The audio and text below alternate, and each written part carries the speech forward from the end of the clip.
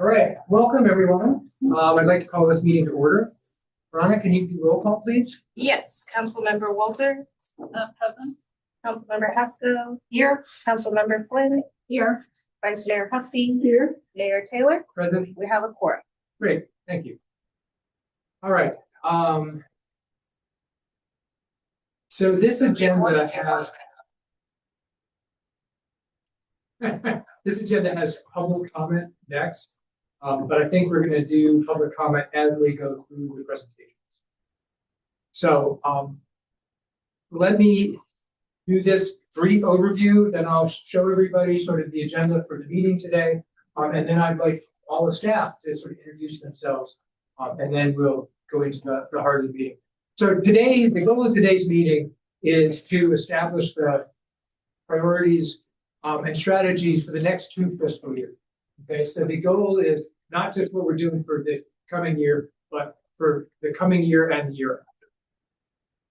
And so we're going to review our categories. Darcy's going to do that, and what we've accomplished on the last year and a half or 2 years. The departments, each of the department heads will go through, talk a little bit about their work plans and their priorities. There are also, if there are questions that they need counsel from the council, they'll bring those up. But the goal is we'll have about 40 minutes for the presentations. Then we'll stop. We'll take public comment at that point. So as we're going through the presentations, I'd ask council to ask clarifying questions, but not get into discussion. We'll get into discussion later, and I'll show that on the agenda. And then finally, we as a group, and I've included the department heads, I'd like this to be a collaborative effort between staff and the council to come up with what we think are, I think the categories likely will stay the same, but we may want to change those. But clearly what we think the strategies are and what some of the programs are for the next 2 years. So that's sort of the broader view. Now, if we go to the next slide. Are you my slide? Yes. Yes, perfect. It's like a second. Yeah. No worries. I just didn't know who I was asking. Okay, so this is going to be the schedule for today. So my opening remarks, we're going to do a staff presentation. Then we're basically going to go through, Darcy's going to basically go through sort of current achievements. Then we're going to go through the department heads. Then we'll open it up to public comment. Then the council will start talking about future priorities. And my thinking is that I open council members to suggest a different person, is we'll go back through the deck that the department heads and use that to spur the discussion on. If you have other ideas, we can do that. And we'll continue, and then we'll take a break. And then I was going to use that as a chance for the public, if after we've been discussing for a while, if there are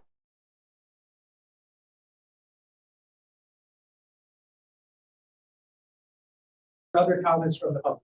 One thing that I want to say, keep it concise, and you don't have to use all 3 minutes. You're always welcome to use less time. And like I said, there'll be 2 opportunities for public comment. And then 5:15, we'll basically try to get some consensus and wrap things up, and then we'll close. So with that, I'd like to do introductions for staff. So why don't we just start and work our way down the line? Just say your name and just very briefly what you do.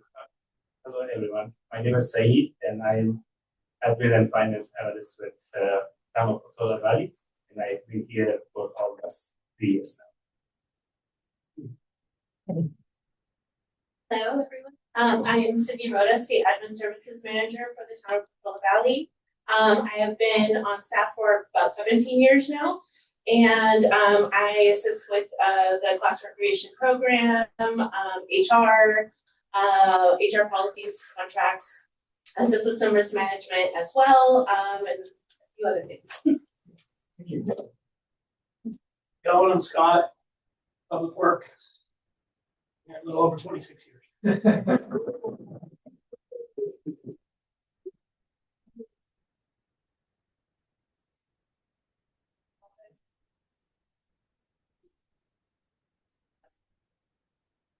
And I've been here for years. Hi, I'm Yvette Prisciano. I sit at the front desk and I sit at the back desk. building and planning, but I do things like business licensing and subcontractor lists and retailer and that type of stuff. So sort of what needs to be, I sort of do what people ask me to That program. Thank you. do. My name is Justin. I work in the Public Works Department, maintenance operations, mainly focused on fields, facilities, and I have to say, our fields are looking very green. I am Robert Brooks, town engineer, County of Valley. About a year now, I help supervise public works and projects and the construction of public right of ways, streets, roads, water. Thank you. I'm Michelle McGaughy. I'm finance technician and all the electricity bills. Hi, I'm Carol. I'm a senior accountant, and some of my roles are processing payroll, doing journal entries, assisting with auditing, and that's pretty much it. Oh, and I'm here to help you. Thank you. Okay, so with that, let me close the introductions. Staff is welcome to stay, but we don't need everybody. Sarah? Well, yeah, sure. I mean, I assumed you guys were going to be introduced as we went through, but yeah, go ahead. Why not? Sorry. Yeah. Oh, I'm happy to do. We'll do everything. Why not? Sure, I'm Veronica Dow, the town clerk. I support council, handle all our town records management. I'll be coming up on 1 year in June. Congrats. Sarah Course, I'm planning and building director. I oversee your building, as it states in my title, and I've been here for just over 3 months.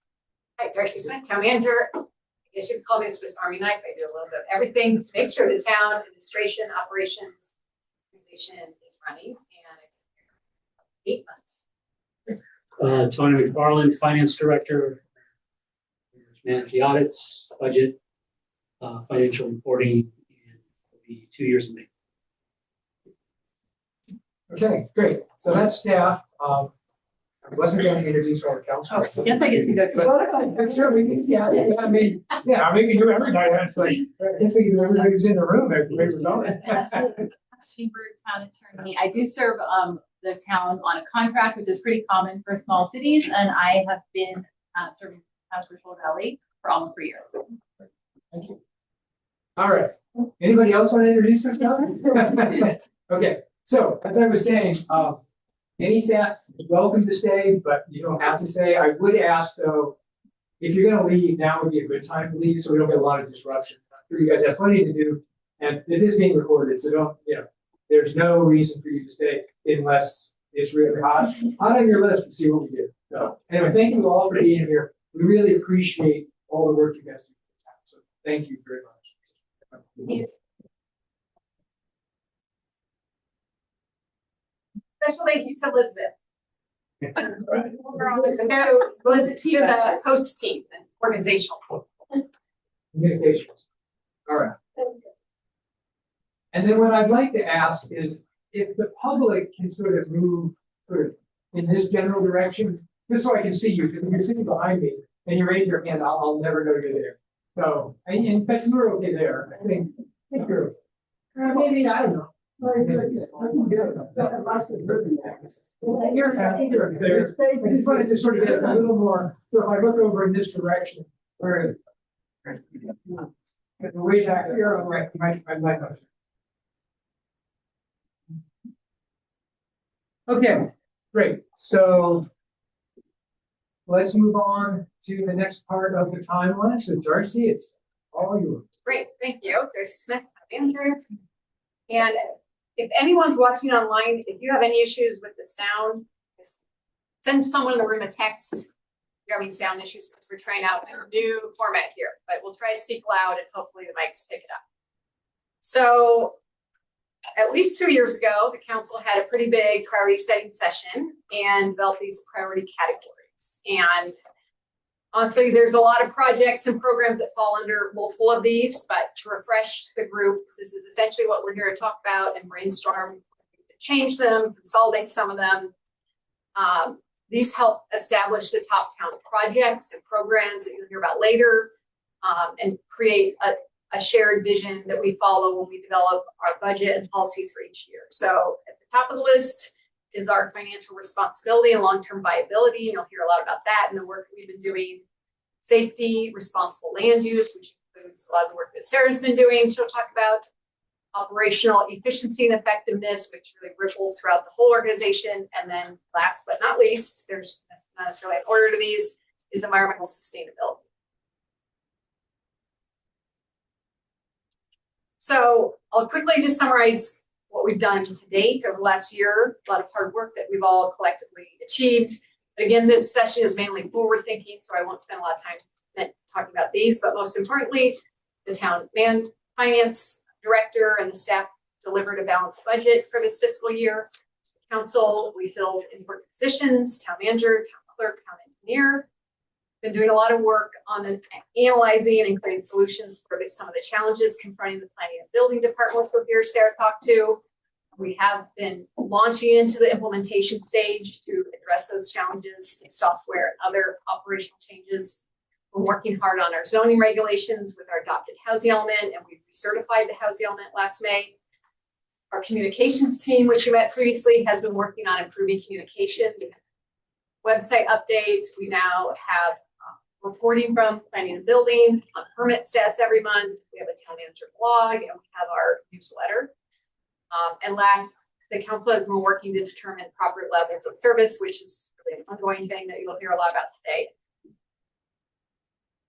Some of the ongoing work that we continue to work on that we're carried over from last year, direction was completing the housing element amendment that is underway.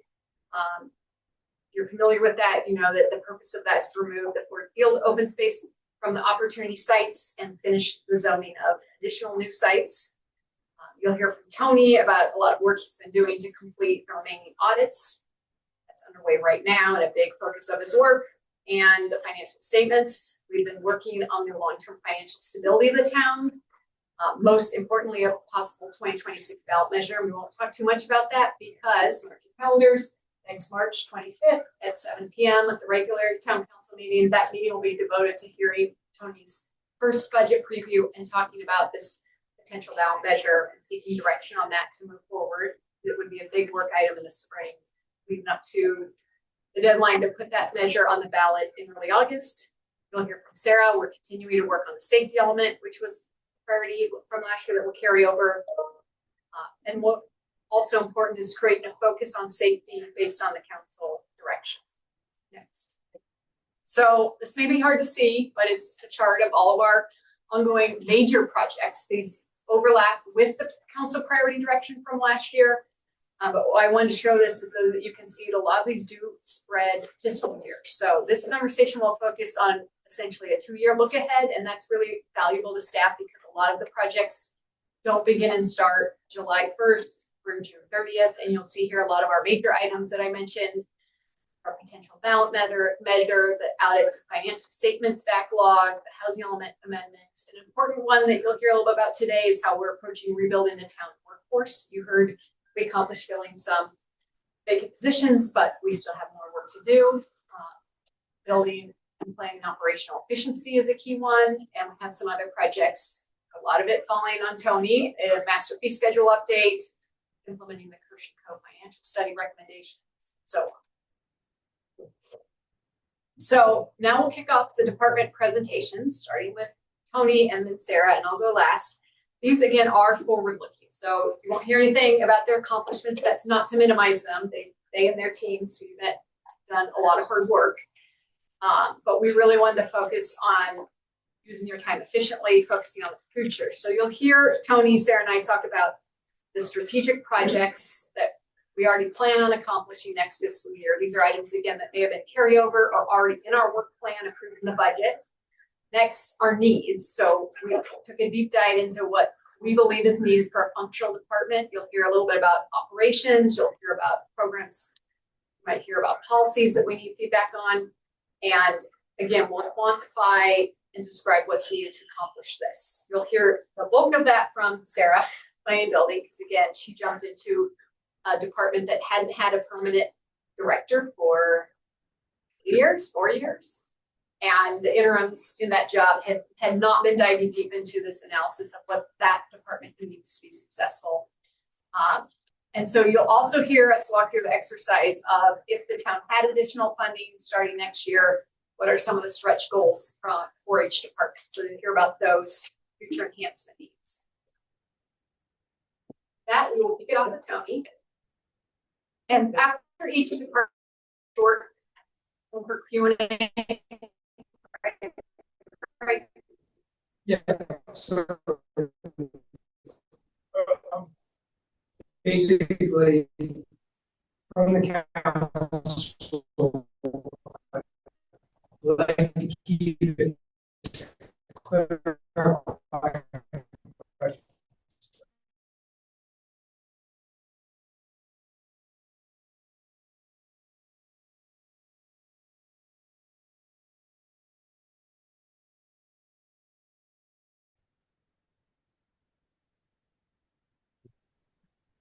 So if we look at, okay, somebody's audio.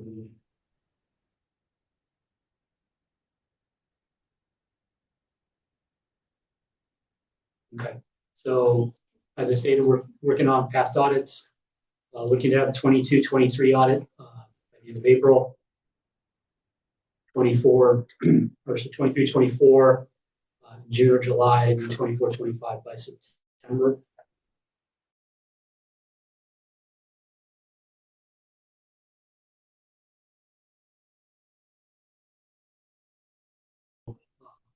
Are adopting it in April 2026 with complete implementation or become completely effective July 1st, 2027. After we complete the fee study, we'll then move on to the next study to see if we can implement some development impact fees, and that will go into effect January 2027. We have ongoing annual reporting with the state and other state agencies, mostly our city's transaction report, which we do one for the city, and we do 4 for the road maintenance districts. We have to report our annual compensation. We have our local streets and roads report. These are all due to the state. And then with San Mateo County, we report Measure A, Measure M, Measure W, the library. We have annual reporting there. And also, we also have to do a supplemental law enforcement report. So these are all annual reports that the finance department has to do. We're also continuing implementing the recommendations from the first report from a year and a half ago. We're about 75% complete with those recommendations. We'll continue to do those ongoing in 26-27. And then for specifically 26-27, any work that will need to be done for the ballot measure that gets put on. Our needs, obviously, we're continuing to do our auditing and budget and other annual reporting work. But long term, we're looking at our financial policies, enhancing those, making them more robust, really kind of guide future financial decisions for the town. We'll go more into detail when we talk about the organization, but we're looking at career tracks for our finance staff. Right now, I have a open entry level position, and the next level up is a senior accountant. So there's no career track for our staff. And then looking at future enhanced services and programs, should there be additional revenue coming in. Number one is looking at hiring a finance manager, providing an extra layer of internal controls and accountability, and then enhancing our reporting to OpenGov, which we're doing right now anyway, but really dedicating some resources to taking full advantage of our OpenGov financial reporting software.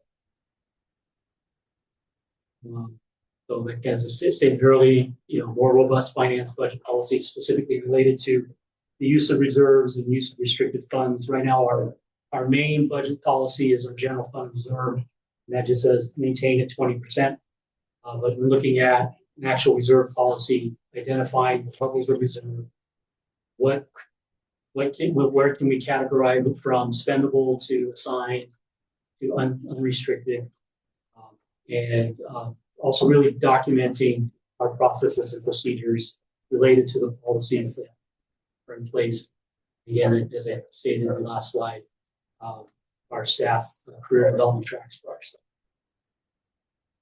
That concludes my report. Okay, any questions for Tony? Michael? Could you remind me what the difference is in terms of which fees fall under the master fee schedule? Nexus. So the Nexus study will be for development impact fee only. The fee study is all the fees and charges for services that we provide. So our permitting and licensing revenue, recreation revenue, use rentals, and all the other fees, our user fees that we. And when you say development impacts, that means.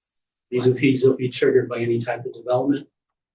Or if we increase capacity in certain areas, like if it increases capacity on, for example, stormwater, that we could assign a fee to the development as part of the process to help fund the increased capacity for stormwater. These are for town projects? Yes. Is that what that means? When you say, like if somebody came in and wanted to build a 5-unit complex, that you would If it go- has an impact on any of our, So it's not just strictly town project. And our fees just on single family residential as well, right? right, if it does provide an impact that triggers whatever impact fees we implement as a result of the study, Does it include remodeling less than 50%? if it has an impact. So even if it's less than 50%? I don't think so, but I mean, we'll have to. We'll see what it is. Okay, great. Are there any questions? I actually have another question is when you said career development tracks, Mhm. can you clarify a little bit more? Because you also said you have an entry level, you have a senior accountant, and you have a finance manager. So I'm not clear on what finance. So right now, our structure is I have a finance technician and then a senior accountant. I don't have like an accountant, which would be the next step up. And then the next step up will be senior accountant, and the next step will be. Let's see, okay. So there's no ladder, career ladder in my department, but we're seeing that in other departments as well. And we'll go more into that later on in the presentation. The April 26th implementation of the master fee schedule. Yes. Obviously our calendar year, fiscal year ends, July 3rd, no, June 30th. June 30th. Is that gonna, Yes, building and planning fees require a 60-day notice. got it, So if we adopt it in April, by July 1st, it'll be in effect. so actual implementation of, like, when we So start. we'll adopt in April And then go into effect July 1st. July 1st. That makes sense, okay. And then under impact fees, which are a different thing than community benefits. Mhm. I didn't see anything in there about looking at community benefit possibilities. There was no direction. Just Well, it was just the Nexus study, the Nexus study is for, development. and that is, can you just remind me, it was Parks and Rec and development or not even? Well, the user fee study is Parks and Rec. And then building and planning. The Nexus study is the next level for development impact. Okay. Questions, thank you. Just following up on that, is the impact fee nexus study, have we commenced it? Where are we, would we have? It will begin when we're done with the user fee study, Mhm. which is in April, then we'll move on to the Nexus study for development impact fee, but that's going to carry over to the next fiscal year. And that's a pretty normal Yes. timeline for that. Thank you. I didn't understand the use of the term community benefit in that discussion. I'm wondering where you're going with that. Sometimes with development, there are community benefit needs, requirements. Sometimes. Large development, but you have to have them set up before you can't just make them up. But we have those in place. That's something we should have in place. Question. don't When you a- have that discussion. Yeah, we need to have that discussion. We don't have anything scheduled right now. But my question stands, when do we put those in place? Well, I mean, Yeah, typically they would follow a legislative action by the council. That's the tradition in land use law in California. So we typically go on with a development agreement, which is more common for large multi-year projects that aren't going to be built in the normal roughly 2-year timeline. But normally the legislative action represents like a zone change or general plan change. So you're adding, you're allowing the property to add more potential development than is allowed under the base. Hence, then cities in California can legally acquire community benefits, which are like above and beyond. But I'd like to move the discussion up.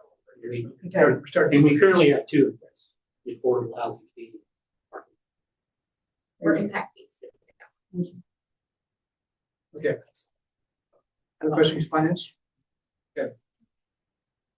They're up. All right, now I'm gonna. Next slide. All right, so,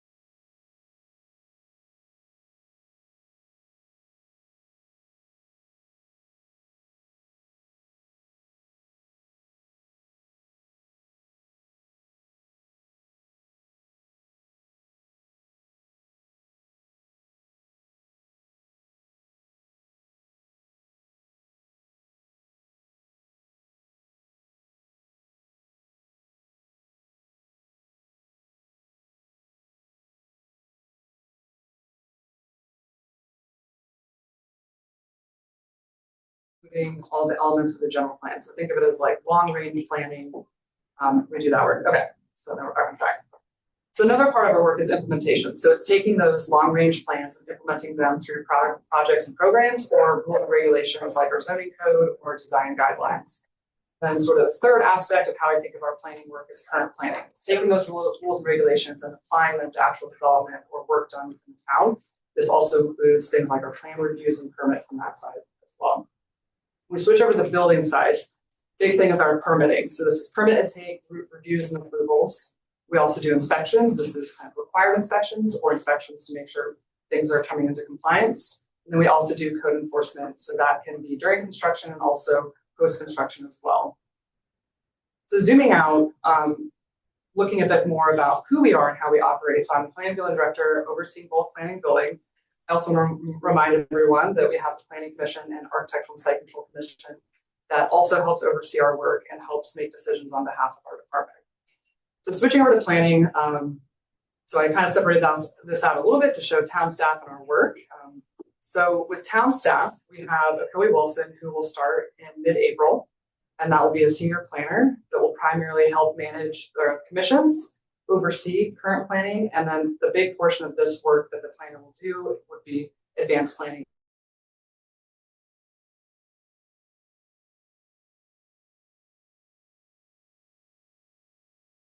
Implementation. We also have EOUs. They provide counter support and administration.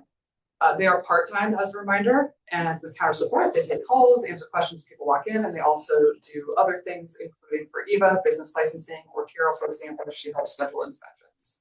For current planning, one thing to note right now is this is only done with consultants at the moment. It's all passed through costs as well.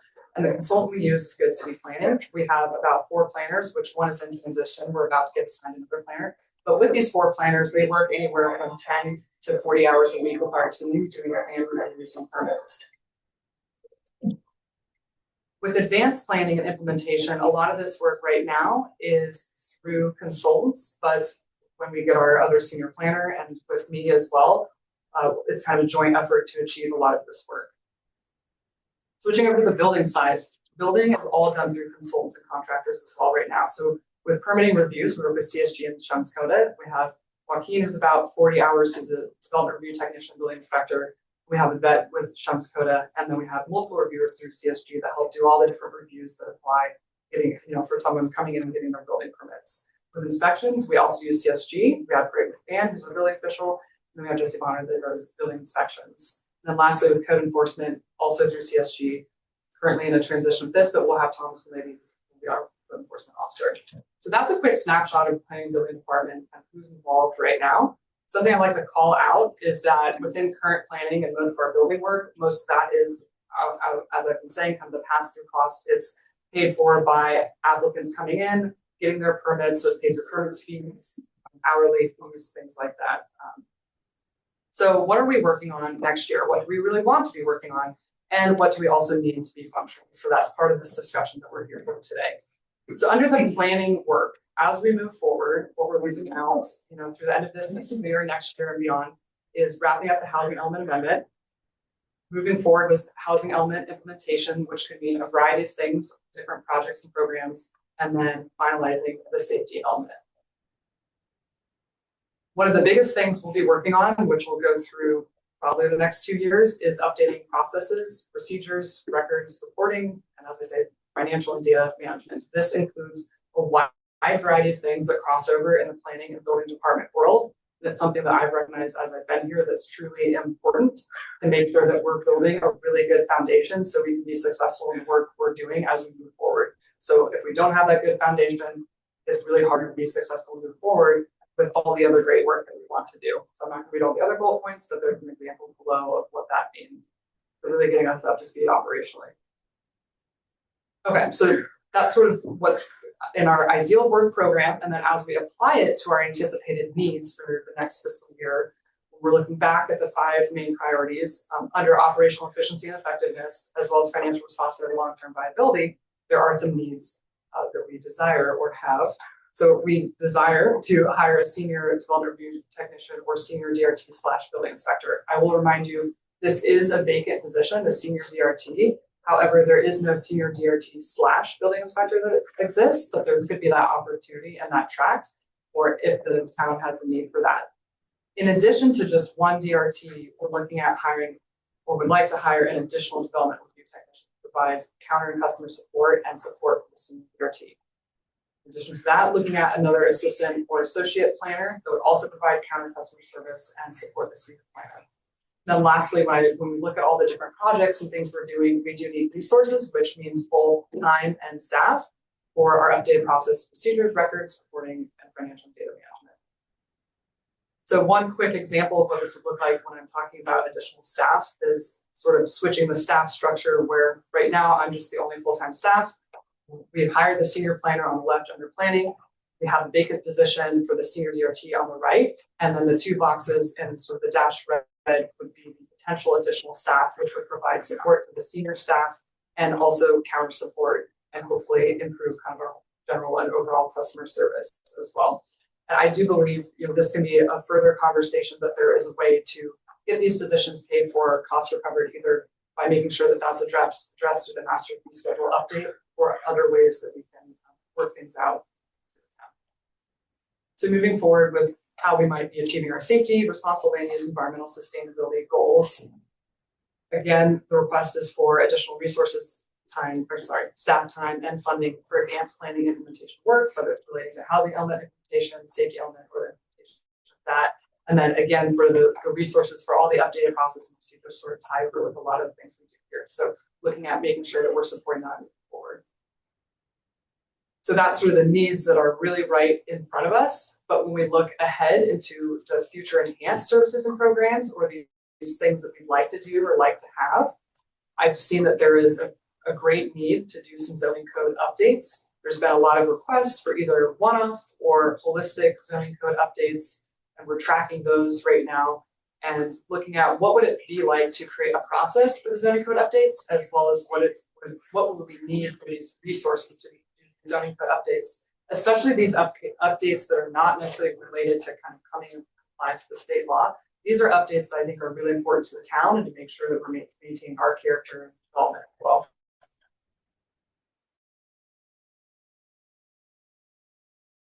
And then I put other advanced planning implementation committees with a lot of great ideas and have really kind of developed some priorities, but that also takes time and resources as well. So as we're considering those things, looking at how much time or energy we want to put towards this other work that's a priority that isn't already addressed in kind of work plan just discussed. So those things might be elements related to the safety element and its implementation, things like open space element and other sort of advanced planning work. That is it for my program. Questions for Sarah? Rebecca? When you ask for resources for updated processes and zoning code updates, what do you envision? Staff person? So that one, I'm bringing it up partly because we did do the mid-year budget update where we approved OpenGov, but I want to make sure we're aware that there is also yearly cost for that, which we were spending money in EnerGov, so there's a little bit of a trade-off, but a slight price increase. So making sure that we're tracking funding for OpenGov. And as we move through implementation, there could be potentially some additional needs. I haven't quite anticipated now, but I just want to make sure that we're aware that there's going to be a lot involved with it and staff time. So I think I can dive in more into the specific actual dollar amounts, but right now, at face value, it's making sure that we have the funding for OpenGov moving forward those So it would be both staff time as well as perhaps funding to. Yeah, staff time, yeah, with a lot of those, it would be great to do all those updates, but with staff time, that's where the trade-off comes of doing this analysis of how much time staff specifically spending on those things versus other projects, or are there things that we need to be contracting out? Any questions? Yeah, so clearly now we work with contractors a lot. You're suggesting evaluating hiring directly for a couple of these positions. What's your overall sense, since you've only been here for about 3 months, of are we using contractors at an appropriate level right now? Like,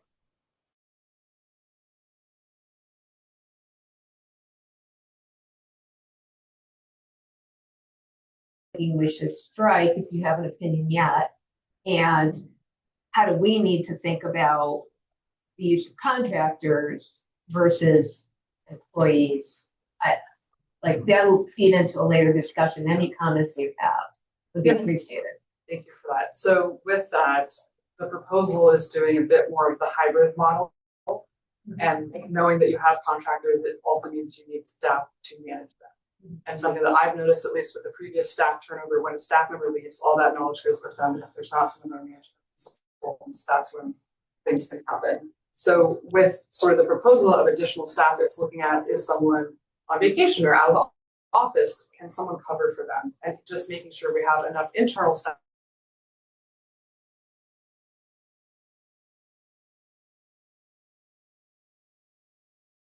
Evaluate this a little bit. Consultants are very beneficial too, though, because there's usually a pool of staff you can pull from. So if one of their staff members leave, then they can rely on other staff. So there's a different balance when you're considering how we best support the town. So that's where I think in some ways using consultants is really helpful, especially if it's pass-through costs and it's not going to charge to the town anyways. So we might as well sign out all the reviews, all the permits, the things that can be cost recovered. But there are some things where we do still need that internal coordination, and whether it's when our own commissions and council and tracking, annual reporting, other reports, other type of management, it's hard to lean on consult for that when there's things that the town should be doing in a baseline, and we need to be tracking that internally and can't really rely on the consultant to do that for us. I mean, we could, but that again, we'd have to make sure that internal staff are still aware that the consultants need to do that. Thank you. Other questions for Sarah? In terms of resources for advanced planning, I think we just are getting certified with our housing element, but 2031, the next cycle is around the corner, right? We need to budget for that down the road. I've seen 3 heads. Yeah, I mean, part of the fee study is implementing some advanced planning fees and use of technology fees, and so we're starting to bake those in. They're adopted, which will self-funding some of these ongoing enrollment updates. I mean, there's a whole cycle that, yes, when they come up, we have to make sure they're included in the budget. Thank you. Great, thank you. Any other questions for Sarah? I know you don't warranty. There seems to be an echo and voices going in and out. I saw. I'm stable, it's been dropping. I think the internet connection's a little bit unstable, so. Hopefully it'll stabilize out. Well, people can log out, we don't really need to have. Yes. I'm not logged in. I'm not like And hopefully everyone's logged in the community hall. That's on different one. Okay, great, thank you, Sarah. Darcy? Okay, yes, great work. So I'm gonna talk about everything that's not finance or planning and building. We call that administration, but I'll touch on that first and then move on to public works or community facilities. So, so our work is, I'll say a little more simpler only because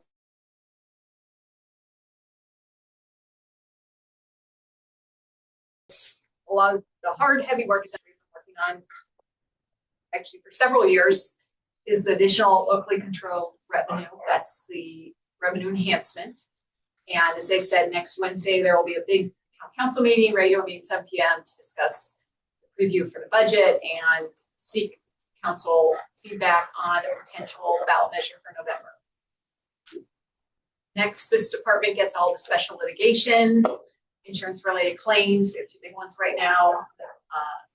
Some related to the storms out at Peavy Ranch, for example. Those are often multi-year projects since the claims and litigation process are fairly complicated. You probably saw from today that we're working on improving IT services and programs, and I'd like to get out an RFP for replacing or examining our IT services, which is all contract based, and ongoing technology enhancements. One of the projects identified by council last year was AV improvements to the schoolhouse, and that is ongoing. So our current needs with the departure of our assistant town manager, Corey Stocker-Petalino, to Woodside, we have Steve McHarris, who's serving as the interim, and in his role, since he is an experienced city manager and been around a lot of organizations, he is currently working on reviewing our current administration and organizational structure. We are recruiting to fill the assistant town manager position. That recruitment is open and the first round closes on Friday. So we anticipate having the first round of interviews in a few weeks, filling that position, and then continuing to look at this organizational structure and pivoting to. As I mentioned, we also anticipate releasing an RFP for IT services. Looking to the future, I don't have as much as you heard from the other departments, because a lot of it is organizational wide, which I'll talk about at the very end, but I have identified since I've been here a need for enhanced support for our amazing committees and all the work they do for their programs, and also other organizational wide programs and projects. And second, we have a need for website and communication enhancement and updates. And right now we have one staff member who works on communications. She keeps everything's running at status quo, but to do more, we need more budget and actually staff resources. Next. So Public Works has a lot on their plate. Instead of spreading these out over multiple slides, I have it all on one slide. So what they're working on now, they have a number of different CIP projects. Some are ongoing, like our street resurfacing. We have a big project moving ahead in the near term to resurface the town courts that would be funded largely by the Pella Valley Fund. And then, as I mentioned, schoolhouse IT or AV upgrades would also be a fundraiser project. We've started preliminary work on the Ford Field bathroom and concession stand project, but that is still just in the early analysis phase. As I mentioned, we have the insurance claim project that Portola Valley Ranch Bridge repaired, which the town council funded on a preliminary basis, but we're hoping to move forward through our insurance agency. Then we have some grant projects. We have an EV charger project to add new EV chargers, and we have a small PC grant for town hall efficiency upgrades. So those are all of our current CIP projects. But looking to the future, there's a lot that we need to do. And this team identified a need to have a project manager for all these projects and support that, admin support. Within Public Works, it's more than just streets, roads and stormwater. We have all the parks and recreation and public facilities under public works, so there's a lot of work to do there. We also need a 5-year CIP. This will come into play, for example, when we do the impact fees, they're gonna wanna see in order to calculate the impact fees, what our 5-year CIP has. And at this point in time, we also don't have any equipment or vehicle replacement schedules or a long-term funding plan for that.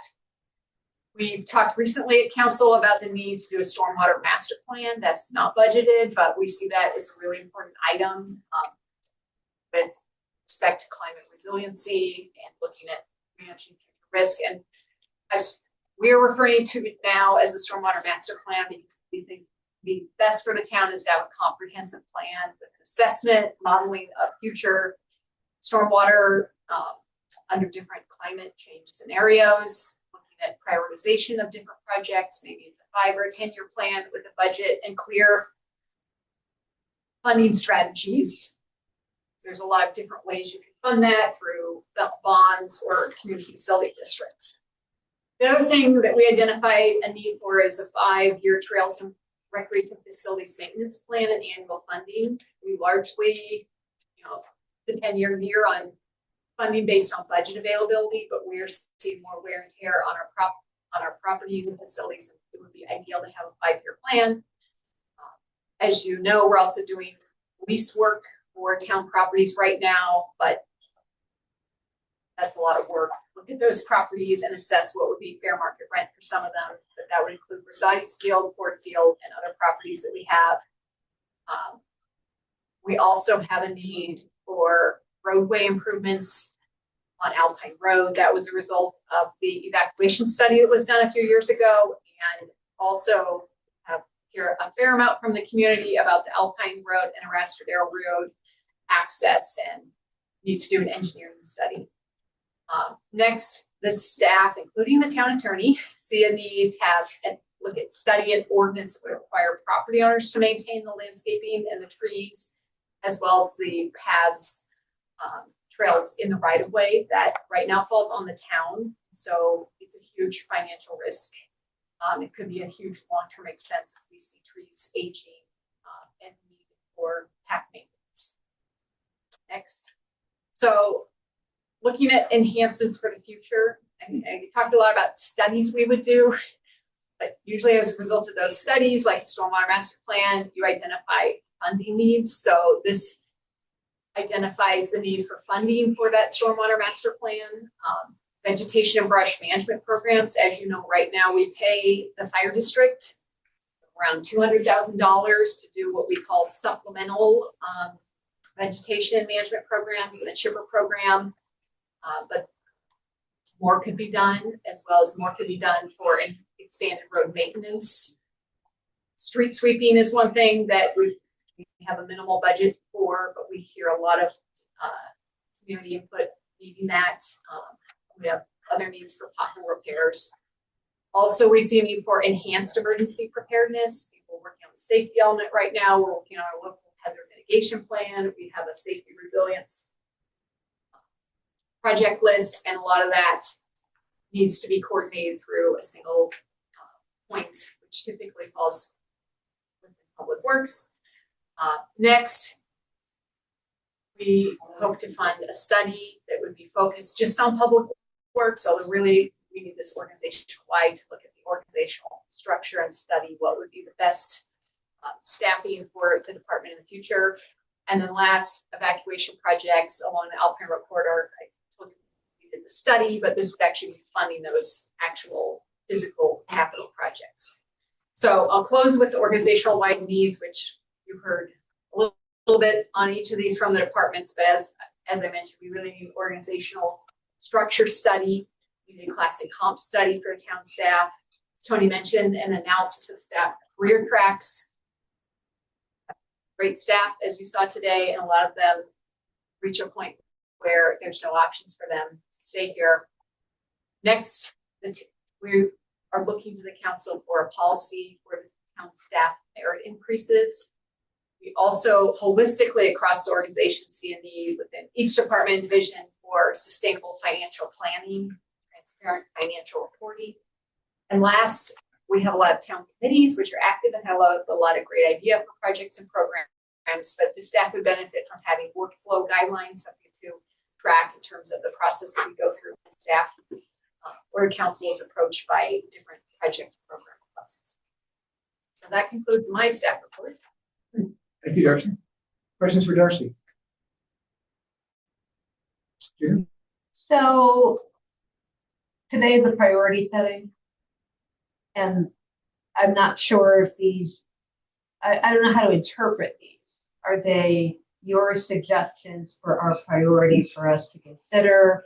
Are they just a menu of things that we could look at? I'm not quite sure how to interpret it. Any high level comment on how you develop this might help that.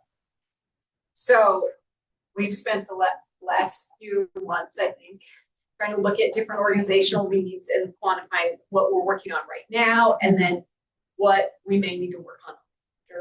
And you're seeing all of our ideas. Yeah. Okay. The council priorities, as you know, start very high. So some of this, yes, is in the weeds. This is also meant to prepare you as we enter the budget, but your priorities should be at a very high level in their categories, and then beneath that you have strategies, and then at a very granular low level projects, tasks, programs. But we thought it would be helpful for you to hear all this to inform you at the higher level. Okay, that's helpful for a framework. The new ordinance on maintaining landscaping and trees in the right of way, has that been discussed before within committee and commission? You know? No, it was an idea that That's new. we had just the staff level. Okay, when you talk about funding for structure studies, there's a public works one and then there's a, what does that entail? Like, who does a study of what? So typically we rely on someone outside. So it could be someone like Mark Linder, or it could be someone like Steve McHarris may have time as his hours reset. But what they're essentially looking at is the different departments and different staffing, and trying to figure out what would be the ideal situation. And when you have vacancies or when you look at new positions, that's the best time to consider it. But essentially it's a report that would come before the council. Typically it's done like before the budget, because the budget approves the positions in every year. So it's a tool the council uses based on a somewhat independent pair of eyes, so to speak. Yes. To determine, to do what? To give staff feedback on how to Budget think about changes. budget changes. Yeah. Okay. And do you need a study? Well, you saw Sarah did a lot of the work herself, so. I mean, like what Tony presented me, there's opportunities for additional staff, or there's consideration of, even if you're not hiring staff, do we have the job description, the title, the class, like the different classifications? So there could even be just doing a study and adopting these things. So, for example, if someone's looking at even working here, they can see a list of the job descriptions or your salary schedule, and can see where opportunity is if they got promoted or where they could apply in. But we're missing some of those gaps right now, so that sort of those different levels exist in that realm. But I don't want to overspeak. But then there's a study of, is it the right compensation, or where do we land on these things? And some of that it is beneficial. And is that a package or different bits of studies that you can make decisions on? What's normally done? Well, class and comp studies and an organizational assessment would also be a standard. But, Maybe but in the end, hopefully we can marry them together and we can start, with this is the optimal organization that we be effective and efficient in our operation. And the other big is one of our biggest challenges is recruitment and retention. So it would help on that as well. Okay. Absolutely. Thank you. Questions? So currently, I think we have about 13 employees. We have 15 authorized FTEs. Yeah, but I'm just thinking in terms of get away from the. But actual bodies, Bodies, yeah, yes. So, you know, I kind of heard, each department needs some more employees to be effective. Unclear kind of what that total would come up to, because we used to operate with about 20 or so employees. So are we still gonna kind of fit into that size, or are you anticipating ultimately kind of fill all the months requested when it comes up to? So if you picture revenue as a pie, we're gonna cut the pie as much as we can. We'll operate within the pie tin. But if our app is greater than, we need a bigger pie. Right, of And course, of so, course. so we're going to manage our budget within our resources. So I'm just kind of thinking as we're gonna get to discuss a little bit more. Rather than yeah. That number needs to be the size of that pie. Right. Yeah, part of the analysis will be how many positions we need, like right now, and then what we can do for long term, because the organizational study and class and comp study, that's going to be further down the road as far as budgeting and long term planning. And what we need to know for us is what do we need to operate right now. Right now, meaning without a revenue enhancement? Well, we can tell you what we can tell you what we need now, and I can tell you we don't have enough to pay for that. Right.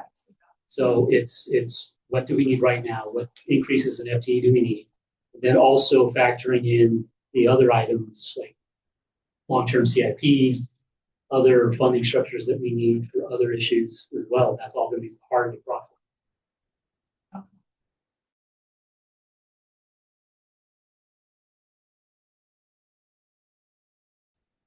And that's part of just where we think we should cut this pie up.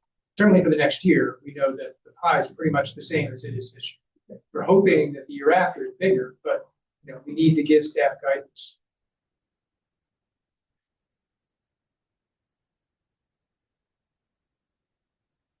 Any other questions for Darcy? No? The capital improvement program and public works. Obviously, we would need a much bigger pie to do a lot of this. Are you, was some of the enhanced services programs, I mean, bigger pie is needed, right, to do these. Are you asking today for us to prioritize some of these as well? In case a funding measure is passed, or are we waiting till potentially 27 to to give priorities on this? Like, I don't want to put the idioms like first before the card, chicken before the egg, whatever, right? But you know, there's a lot on here that would really be helpful if we had a big pie. Right? Yeah, I don't think we're seeking that direction now. But it would be helpful for any future conversations to know, again, what are the priority categories that are most important.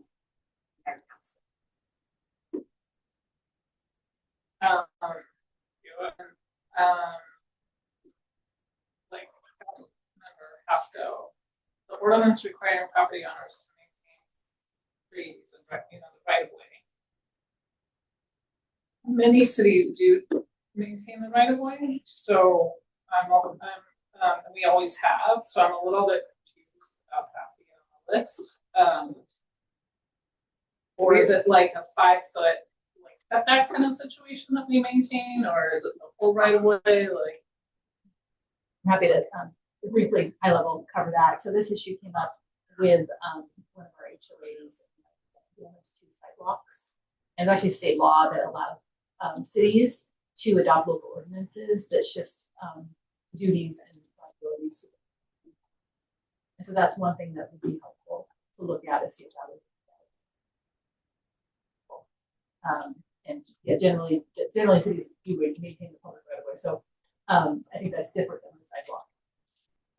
Another thing we're seeing is an increase in requests for tree examination or tree removal. And that's just related to the climate and increased, concern that trees fail and cause a significant amount of damage. And so right now that tree removal responsibility, if they are in the right of way, falls to the town. Which it did not. There with that. Howard made sure that people were responsible for any tree that was in front of their property. So it's been a change. Well, I think the point here is we don't have a policy. Yes. So I think that's the request here, is that we come up, we, the council, can make the decision on what we want that policy to be. But we need a policy. Yes, thank you. Other questions for Jordan? That's it. Thank you. So if there are people that are on the community call, and you don't need to be on, you log out, because I've now lost my Zoom connection 4 times during this presentation. It keeps coming and going, which doesn't really matter. I'm in the room, except I can't see who the online participants are. So if you don't need to be on this Wi-Fi, if you could please log out. Okay, so with that, I'd like to move on to public comment. Public comment will be limited to 3 minutes. And I'd like to remind people that it is public comment, not general questions. But because this is a study session, to the degree that the council want to try to get some clarification on what your concerns are, I'm certainly open to having council members ask sort of additional clarifying questions related to the comment. So with that, is there anybody in the room who would like to speak? There are, just raise your hand. Veronica, did you take cards? There are. I know there are cards. We don't need to use them, Yeah. but did anybody give you cards? No. Okay, great. I just want to make sure we did for that. So yeah, raise your hands. Okay, so I'll start with Betsy, then I'll come next. Yes, thank you so much. I'd like to limit my comments. I really appreciate this meeting. First of all, I don't remember attending a priority setting for detail. And I really like detail and specificity, and that's what I'm going to speak to. Tony, thank you for your presentation, for allowing that we're 75% on our way through the Kirsch priority list and 25% left to go. I'm going to link that to the other statement about enhancing reporting through OpenGov.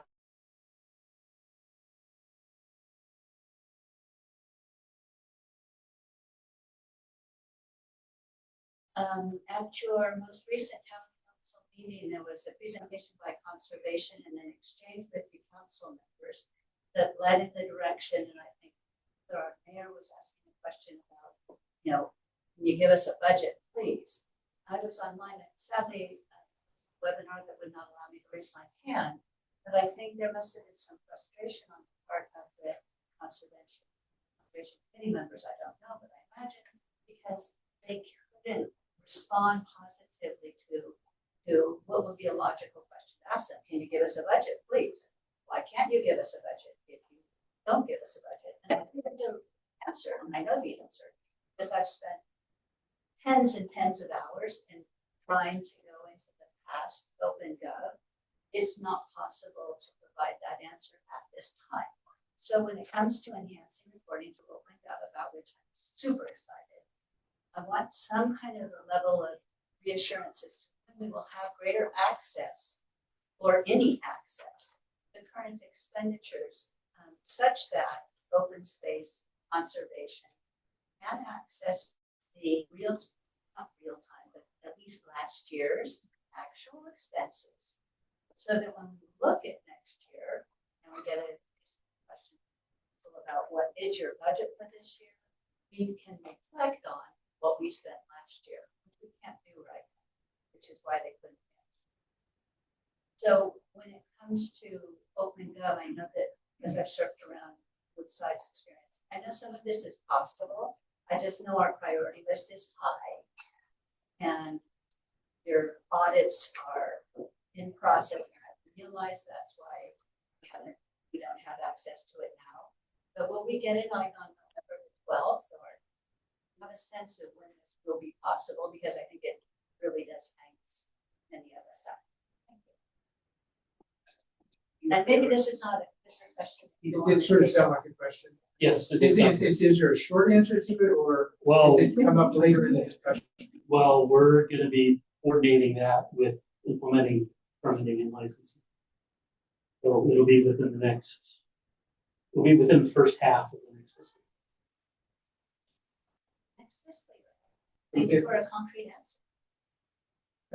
Thank you. Sorry, I didn't That's how mean you to get. All right, public comment. You could just introduce yourself, just the first name is enough, or first and last, whatever you come. I'm Cindy Payne. Oh. This is my husband.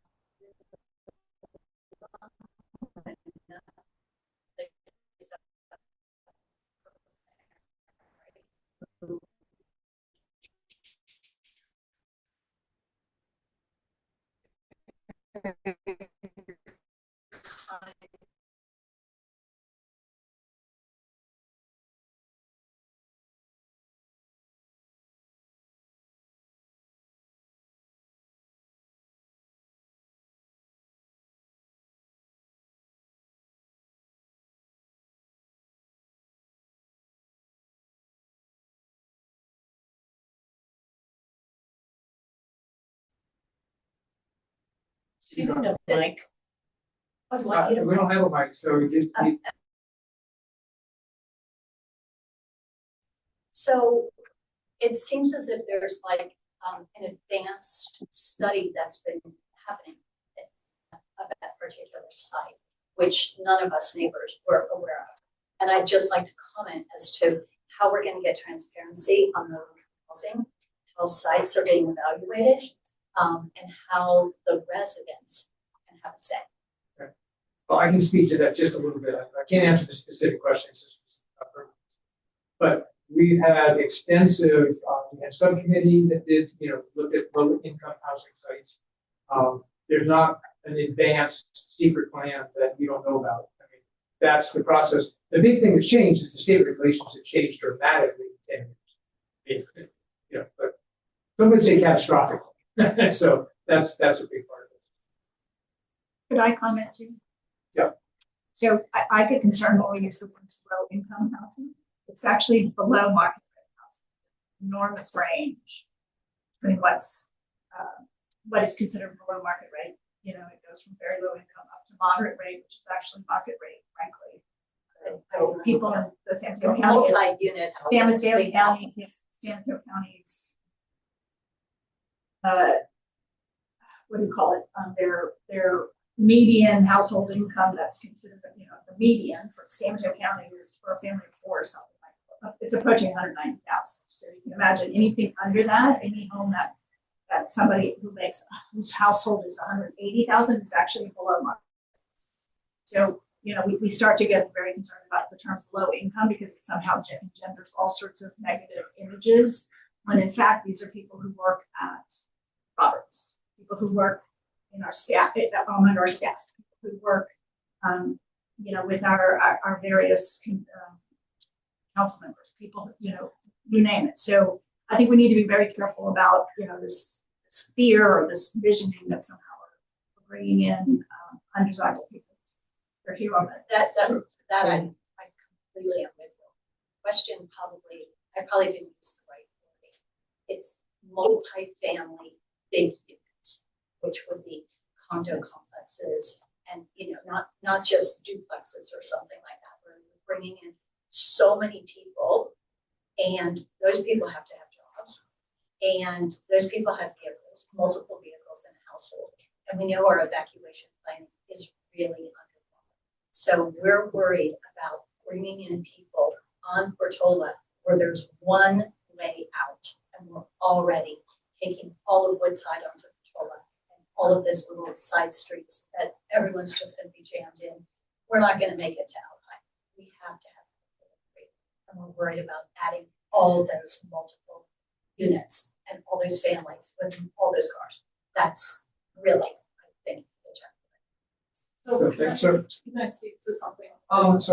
This is starting to turn into two, but I'd like just to thank her for her comments. I mean, the goal was just to sort of give her some clarity, but not to get into a long discussion about it. So unless you think it's really critical, I'd like to.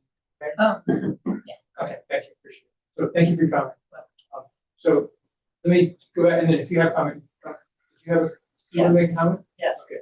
So, I still believe that finances is number one for this town.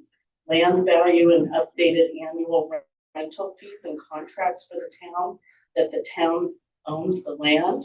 All contracts adjusted annually.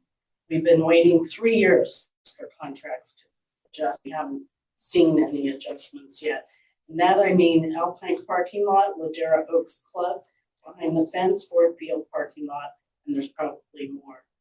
Nexus study completion. I was shocked to hear it hadn't been started yet, and this will provide increased revenue.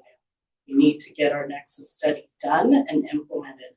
Ability for the public to look at finances of the town, exactly what Betsy was saying. We should be able to go in the back end and see what's being spent on it. We've been asking for this for a number of years as well. Past audits completed, Tony's working on that. Ensure proper county fees for property sales revenue annually. Make sure that we're at the level we should be compared to Woodside. And if that hasn't been done at a county level, we need to go in legally and ask for it to be readjusted. And then making, maybe we need to do annual financial limits on good city contracts, not to exceed a certain amount every month, because they seem to be doubling or tripling, and I'm not sure what's going on. Number 2 is safety. Evacuation routes improved and evacuations practiced. I'm a proponent of investing in license plate readers. We're the only town in San Mateo County and Santa Clara County without flock readers. I know there's a big hype about it, but you can actually say no federal access to it and for criminal use only. So we can put our own limits on this, and you're leaving us at a safety risk without having any license. I was shocked to hear the old license plate readers aren't even being utilized. And this is an easy thing to put in. Only 3. Most cities have 30 or more. So those are my highlights. And then add a bathroom to Ford Field, concession stand, protect recreation land legally, and put it in a conservation easement. Conservation easements went into effect in 1976, and we haven't put anything in. So we have a beautiful redwood grove over here. We have another beautiful redwood grove. We need to protect our redwood groves and any land that we never want anything to go on. And we, as the people that live, want to see recreation saved. And how are you going to do that for us? Don't start putting these into conservation easements to protect the land forever. Thank you. And his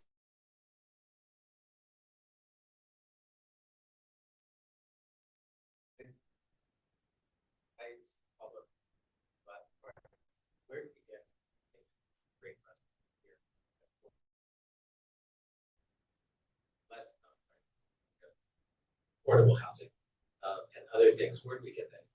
Well, why don't you start by reaching out? And I can sort of give you the history and some of the information, and then I can point you to what the additional stuff. Works. Great. Thank you. Okay, other comments in the room? All right. Are there any comments from the public online? See that we have 6 attendees.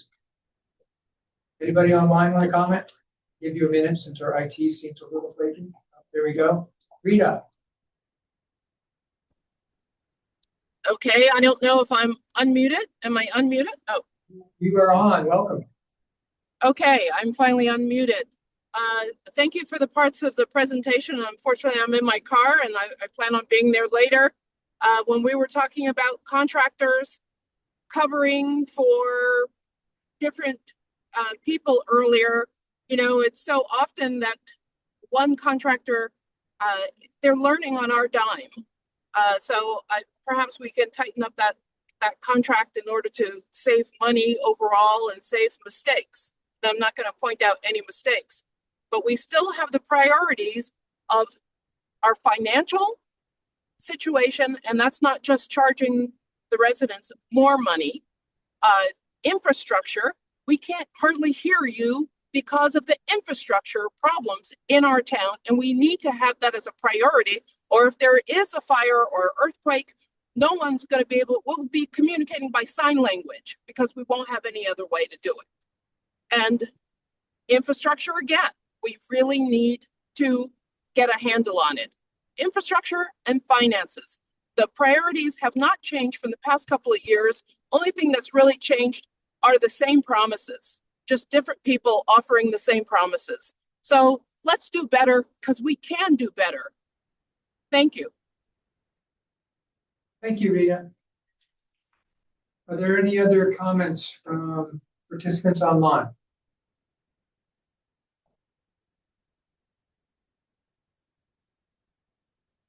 Okay, I don't see any more hands raised, so I'm going to close public comment and bring it back to the council. So I think you've now all sort of gotten the general overview. What I was proposing is to sort of go back through the deck where there's a set of questions and, you know, either opine or provide staff direction kind of as appropriate. So does that seem you What question? So in, you know, like they're saying, you know, I need this, and to me that's a question. Like, you know, do we, the council, think that that's sort of something that we should look at for this budgeting cycle? Because I mean, what they need to take from this, you know, what Tony and the department heads need to take from this is what stuff should they go research for this budget that's coming up most critically, right? Because that we're going to do within the next month. So I think there's that set of questions. And then there's some other, you know, when we get down to like the organization stuff, I think there's some interesting discussions around organization. So I think in each of them, it felt to me like there was a series of potentially choices that the council might provide, you know, some advice. My question for you, and it's helpful to have the presentation to spur that, so that makes sense. I guess the question is,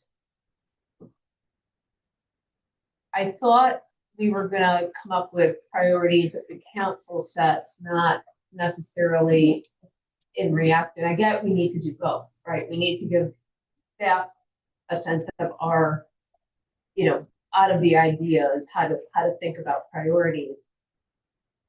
But are we going to get to like our priorities regardless of? Sure. I mean, I'm not quite sure how you want to. Yeah, I think that's fine. And we have, I mean, I have to say, and maybe I've just sort of, you know, skipped over. I see the priority categories that we have up here. We could talk about this first. I was assuming that they're not likely to change much, but maybe we should have that discussion. Maybe that was yeah, that's fine. So, because that might be a failure on my part. I kind of looked at it and said, yep, look pretty good to me. Check next. Let's sort of, you know, move down a step to sort of strategies. But yeah, I think that's why I wanted to open it up to make sure that we get, you know, the whole council commenting on this sort of procedure. So yeah, so why don't we talk about the categories for a little while first?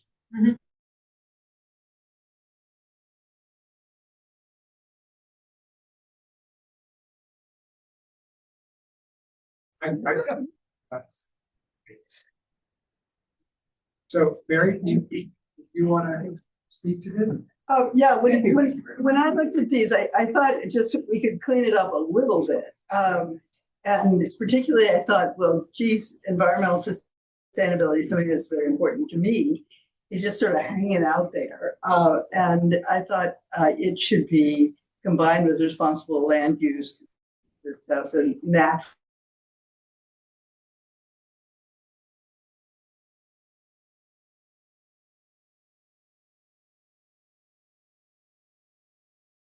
thing, and that we should put climate recognition, which prioritizes communication with the community and transparency, and that would prioritize the community outreach. So those are the two things that I wanted to change.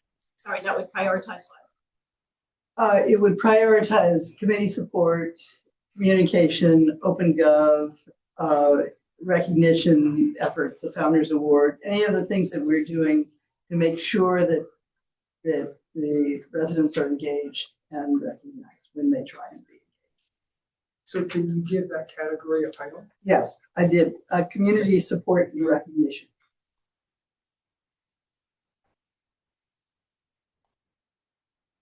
And I'm open to suggestions. Yeah. Put on that. Can I also ask something about the climate one? Mm-hmm. Because I think sometimes, like, we have oftentimes a division within the environmental community between the climate community and within the greenhouse gas emissions and the natural resource, right? So I would like it to be, if we are going to potentially do that, right, to make sure that both are represented. That's why I wanted to do it. Yes, you got it. You nailed it. Mary, let me ask you a question since you started in that order, like with your. Yeah, I think that's fine. How do you want to? I'm trying to understand. For me, right now, I'm trying to understand this new category a little bit better. Community support and recognition. It's just making sure that when the staff sees our priorities, it recognizes that community is what we're here to support, and that we see that they're there and that we respond, and it's our priority. That could be number one. Well, could we call the category community? I mean, we're going to have strategies underneath these to sort of to execute on it. If we can pull it together. I mean, I'm asking. I mean, this is I just community support and recognition sounds sort of super specific. Yeah, not super specific. Yes, more specific than I would have thought. Okay, community is fine with me. Okay. And environment would probably be fine for me too, but I think that might be pushing. Could I offer just background as to why we came up with this phrasing? There's no magic in my mind, and I'm not advocating, but responsible land use was a category that was supposed to include, affordable housing policies. And so there's a lot in there though, because the more you address housing, the more you want sensible policies around open space. So that was the background that I recall from the last one. I'm not attached to it, but it is supposed to be covering some of those. And sustainability had been on prior priority lists, and we didn't want to leave it off for sure, but we were trying to crunch down the number of categories that we had because we have a way limited budget and we have way limited staff. So we were really trying to be somewhat disciplined. There's no right or wrong. This is just historical explanation for a little bit of this.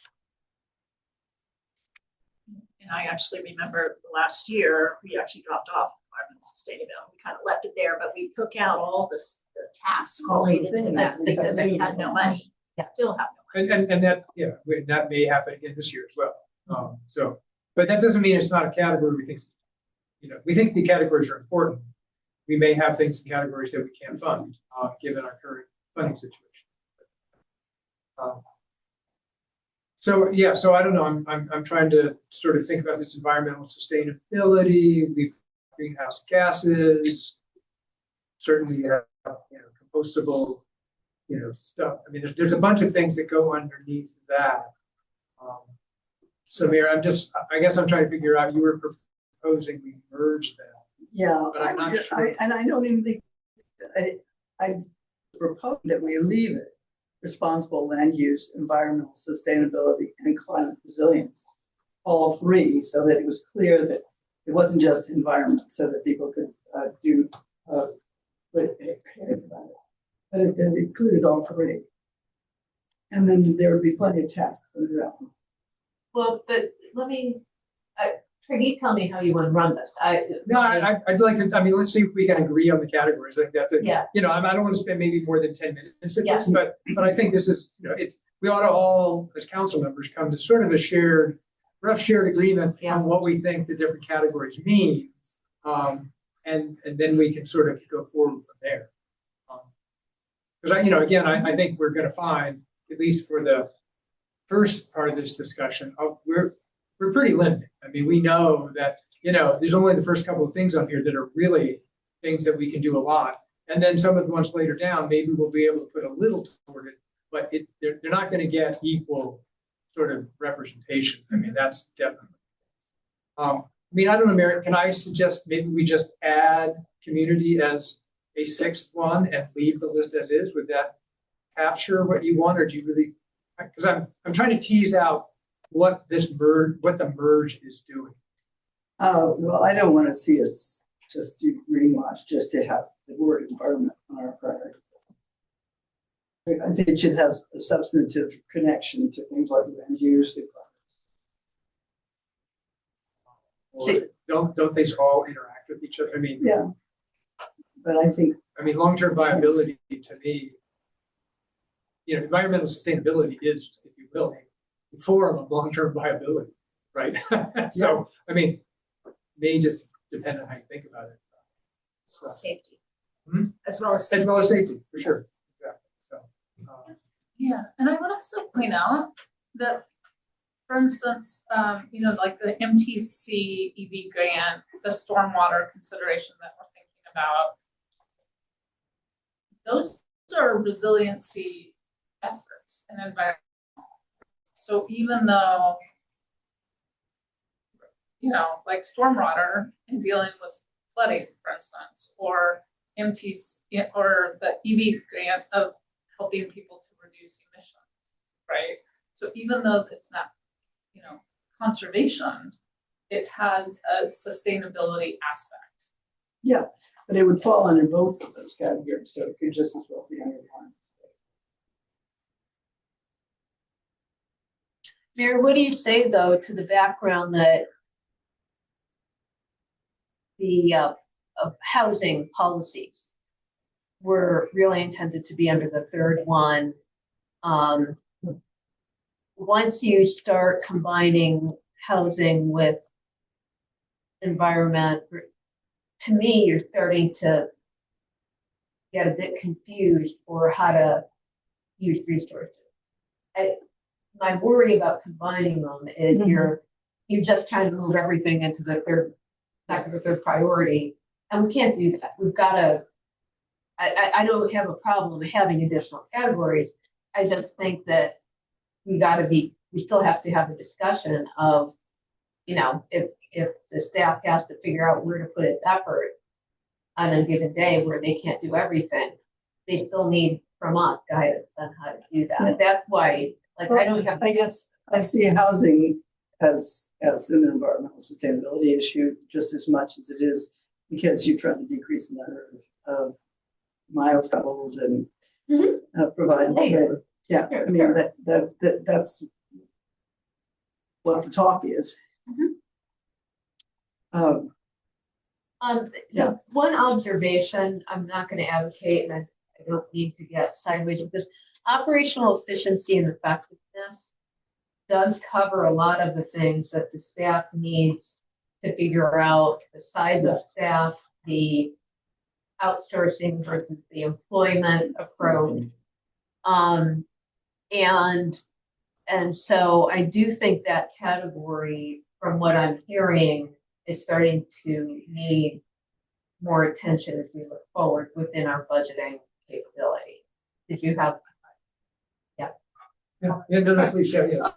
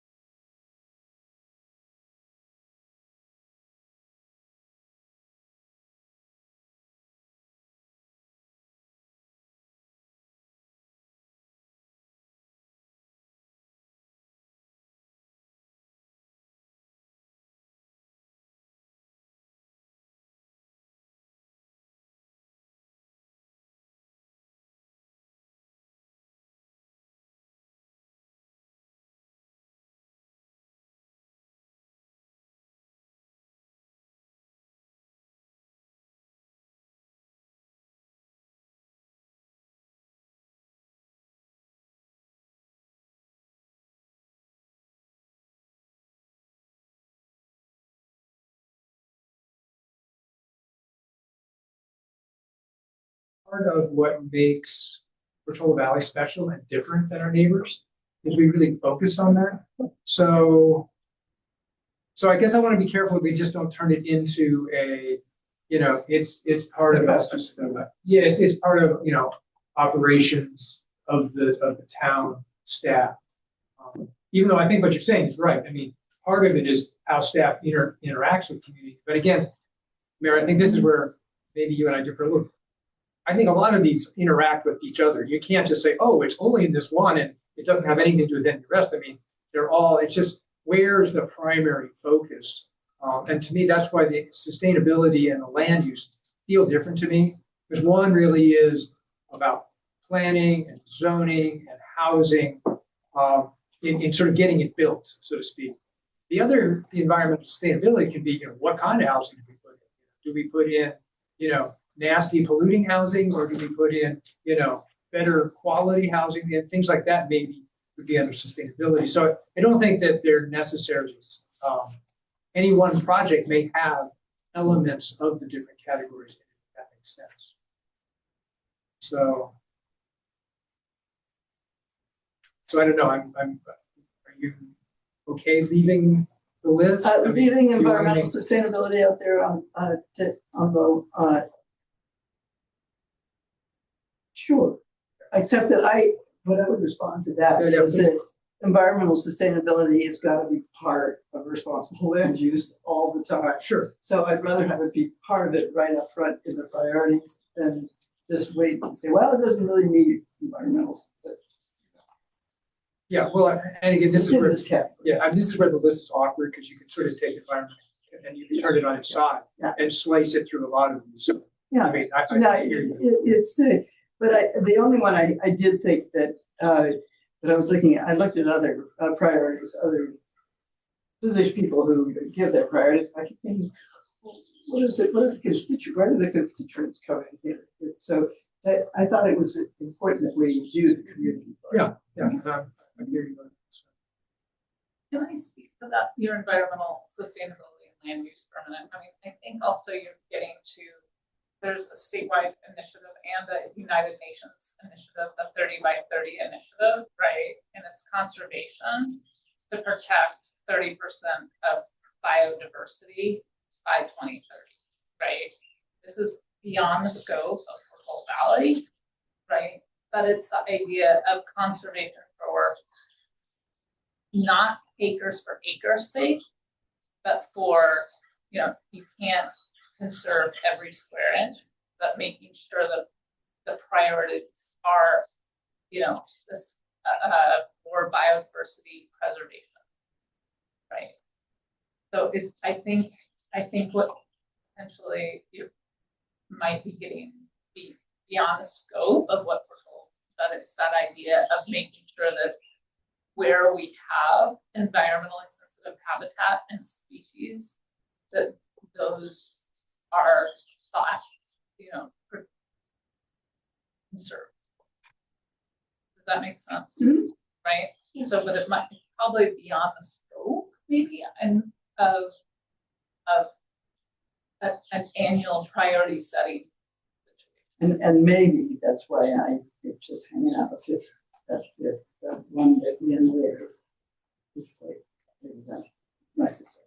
And again, I mean, but I don't want to lose. Right. And I think it's part of our ethos and our largest landowners in town.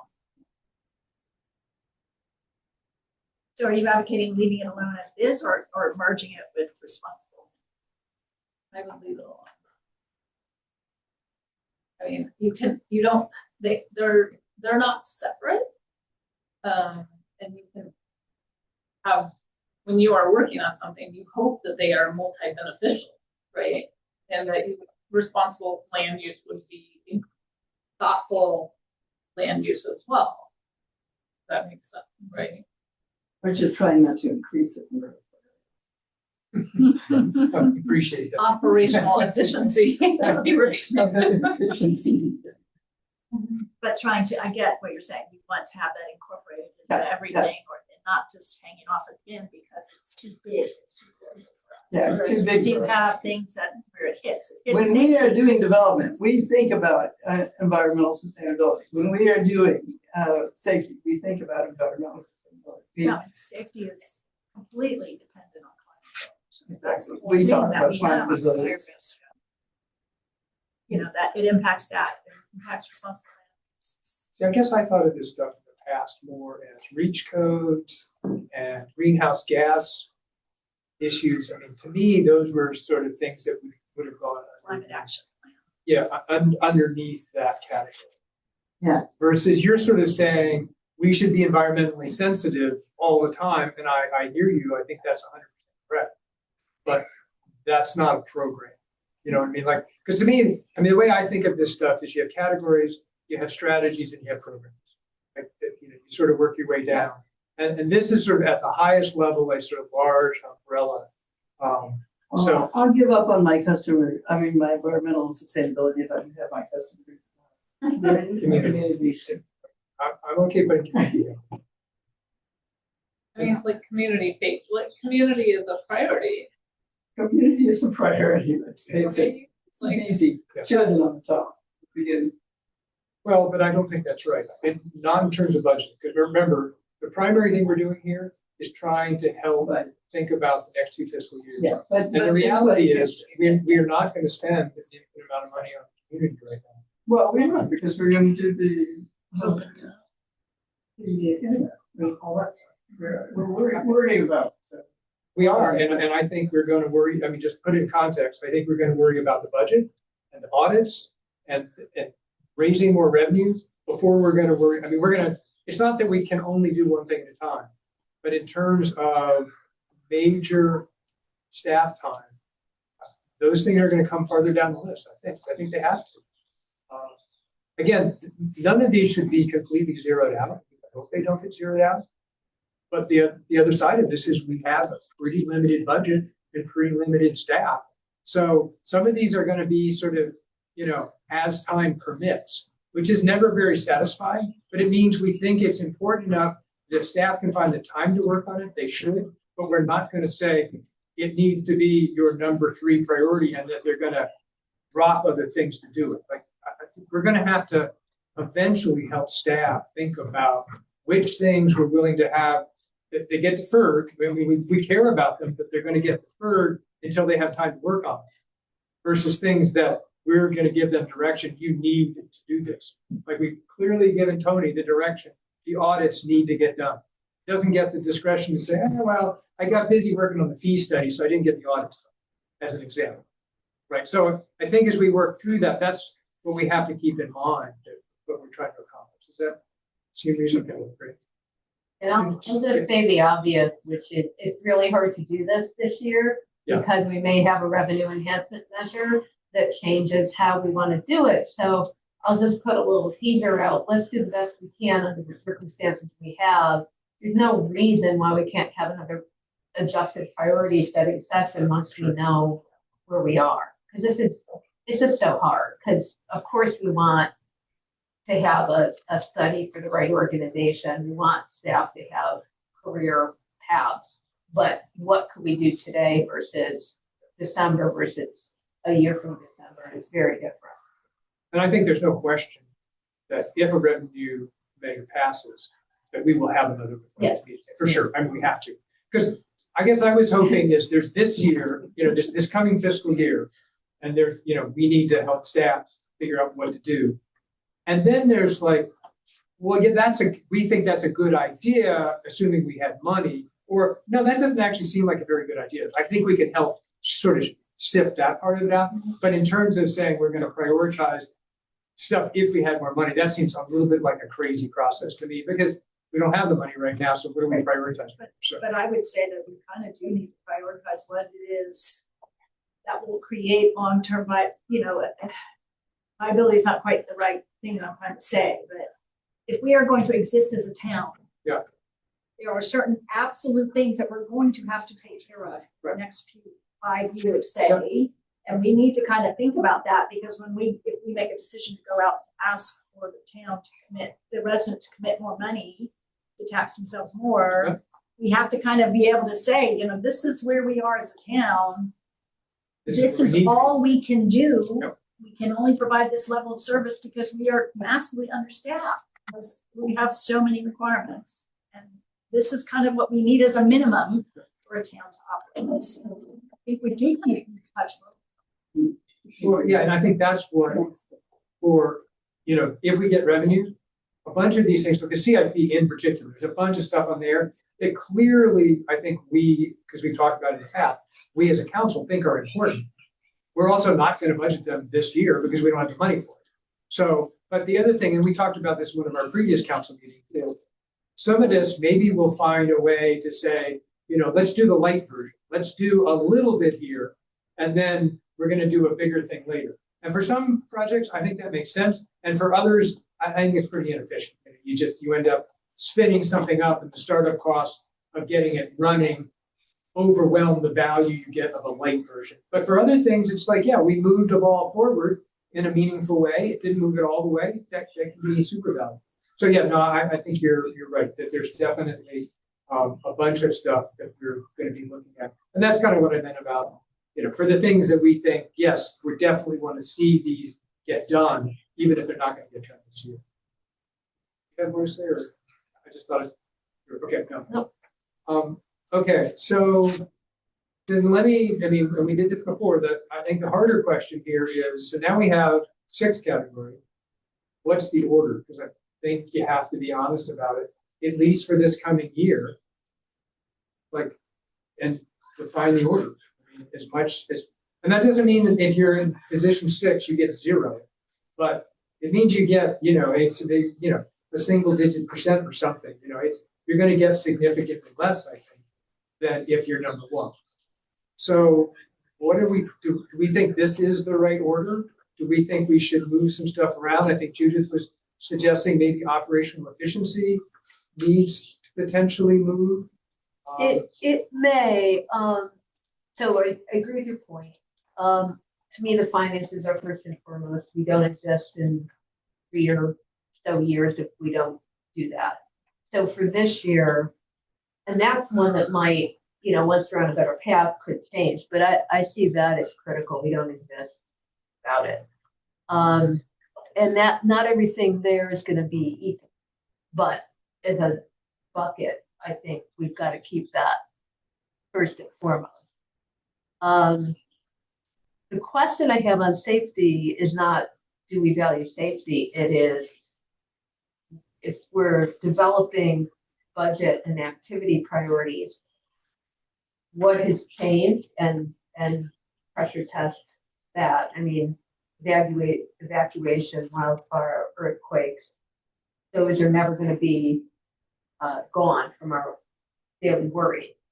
So I don't really see a way of diminishing that in level of priority myself.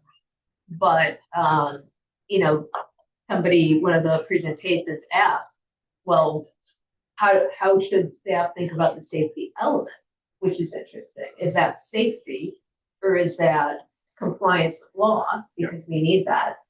And is there a difference between ticking the box that we did our safety element, because that's more a form that you need in your general plan versus actually doing substantive safety activities, like making sure we're looking at evacuation. So I don't see a way of not having safety as number 2, but I do think because we're bucketing things in such a big bucket, I would say, how should staff think about the safety element? How much effort, how much time? That's just to pressure test the question, not to get that granular today.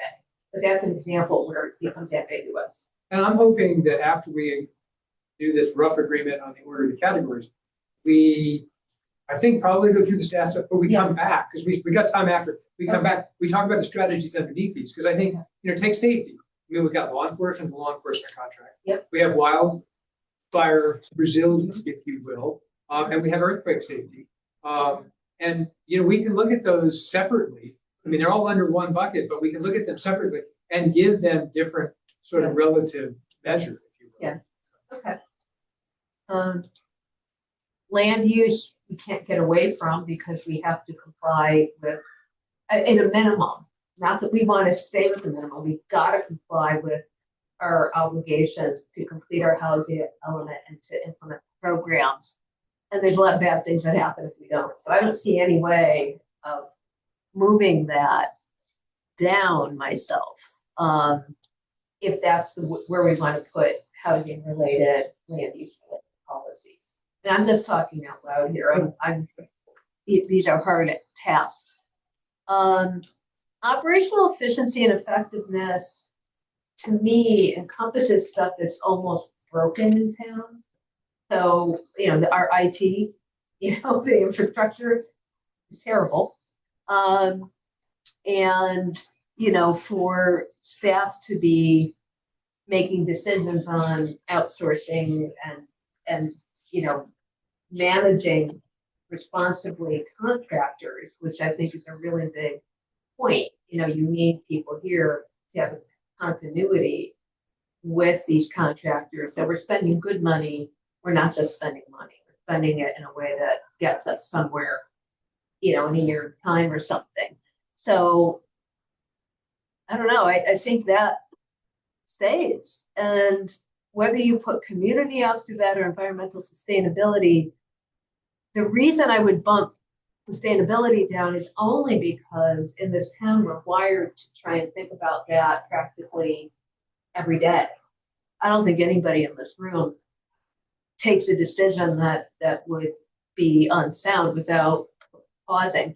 So that would, to me, I don't know how much effort, is kind of more of a philosophy in part. I'm not saying we don't want to get to those better places with the electric vehicle chargers and the like, but you've got to, I think we all want to get there. It's just not, it's hard to know. I think the community, to me, might go above that. I'll just put that out there. Let others just talk. Yeah, other people want to comment on order? Well, I've come to think it should be above environment sustainability. Community, okay. So a second vote for that. Bring up another area that I think I heard from staff and I just want to bring up because I think and I should look at the slides again. But it's about, so I'm thinking out loud a little bit, but it's about creating the mechanisms for staff opportunity and longevity, right? Because whether it's hiring and for people that are looking to come, but also then for opportunities for within the staff. And I don't know if that's, I think that might be under operational effectiveness. Yeah. But I did want to just raise that point because I think I'm appreciative of staff and what the stability you guys have brought, right? So I wanted to hear, career tracks and needs and so I wanted to point that aspect out. And that might just be under operational efficiency and effectiveness, but like staffing. Mm-hmm. I agree.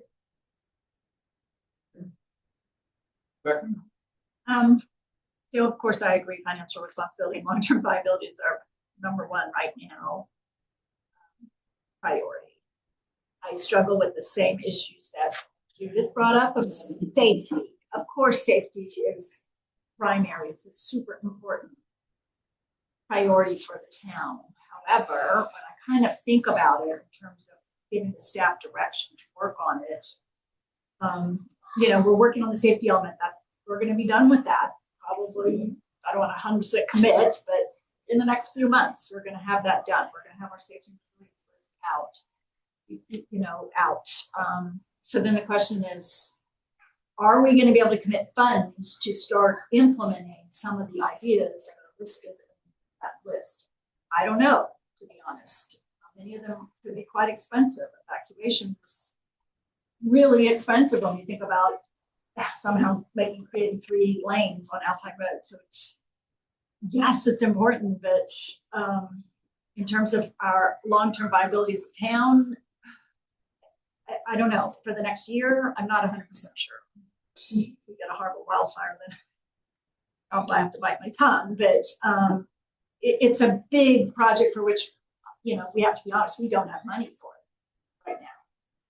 So when I kind of moved to the next one, which I would say was operational efficiency and effectiveness, I view that as a leveraged priority. Because anything that happens in there that improves how the staff, you know, has access to technology, how it makes their work easier once it's in place, then a lot of the other things are easier to accomplish.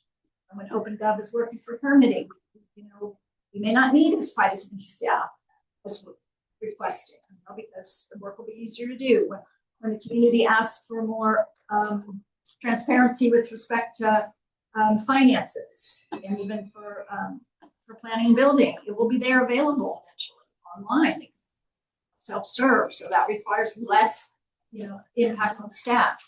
So to me, that's a huge leverage action, and we've given budget already towards and things like that. And it's a tremendous amount of changes that have already, if people haven't gone on to the finance section of the website, already an enormous amount of additional work, additional information in there. You just have to scroll down past these funny little pasted on pictures of finance documents. You literally go down, you have access to an enormous amount of information that people probably don't realize is actually there.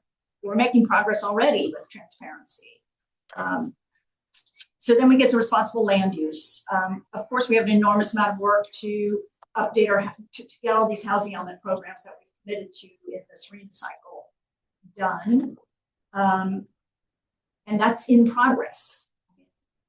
A lot of those things are in progress. We have already set up, you know, we've got all these consultants in line working on these projects. So that again is also, it's happening. So I don't feel like that to me would be like a number 4 after operational efficiency. And then I would probably put community next. But when we talk about the operational efficiency, it's leveraged, it will create more transparency. So in one aspect that will help our community, will help us interact more with community and make sure our residents are aware and engaged. So, you know, I put community 5th, and then environmental sustainability, my core heart. You know, I have to sort of think in terms of what would we direct staff to do? And we don't have money to direct staff. We don't have a staff person even that has time on their plate to be able to take on a climate action plan. We don't have anybody who could deal with REACH codes right now because their plates are so massively full. So, you know, I hate to stick it over there in 6, but I think in terms of actual putting budget towards environmental sustainability projects, we have to be realistic. We don't have the money for that. Except we do have money for EV chargers, so that's gonna have to identify a project manager to manage that. You know, but right now we can't tackle bigger ideas. So that's sort of the order I guess I would put it.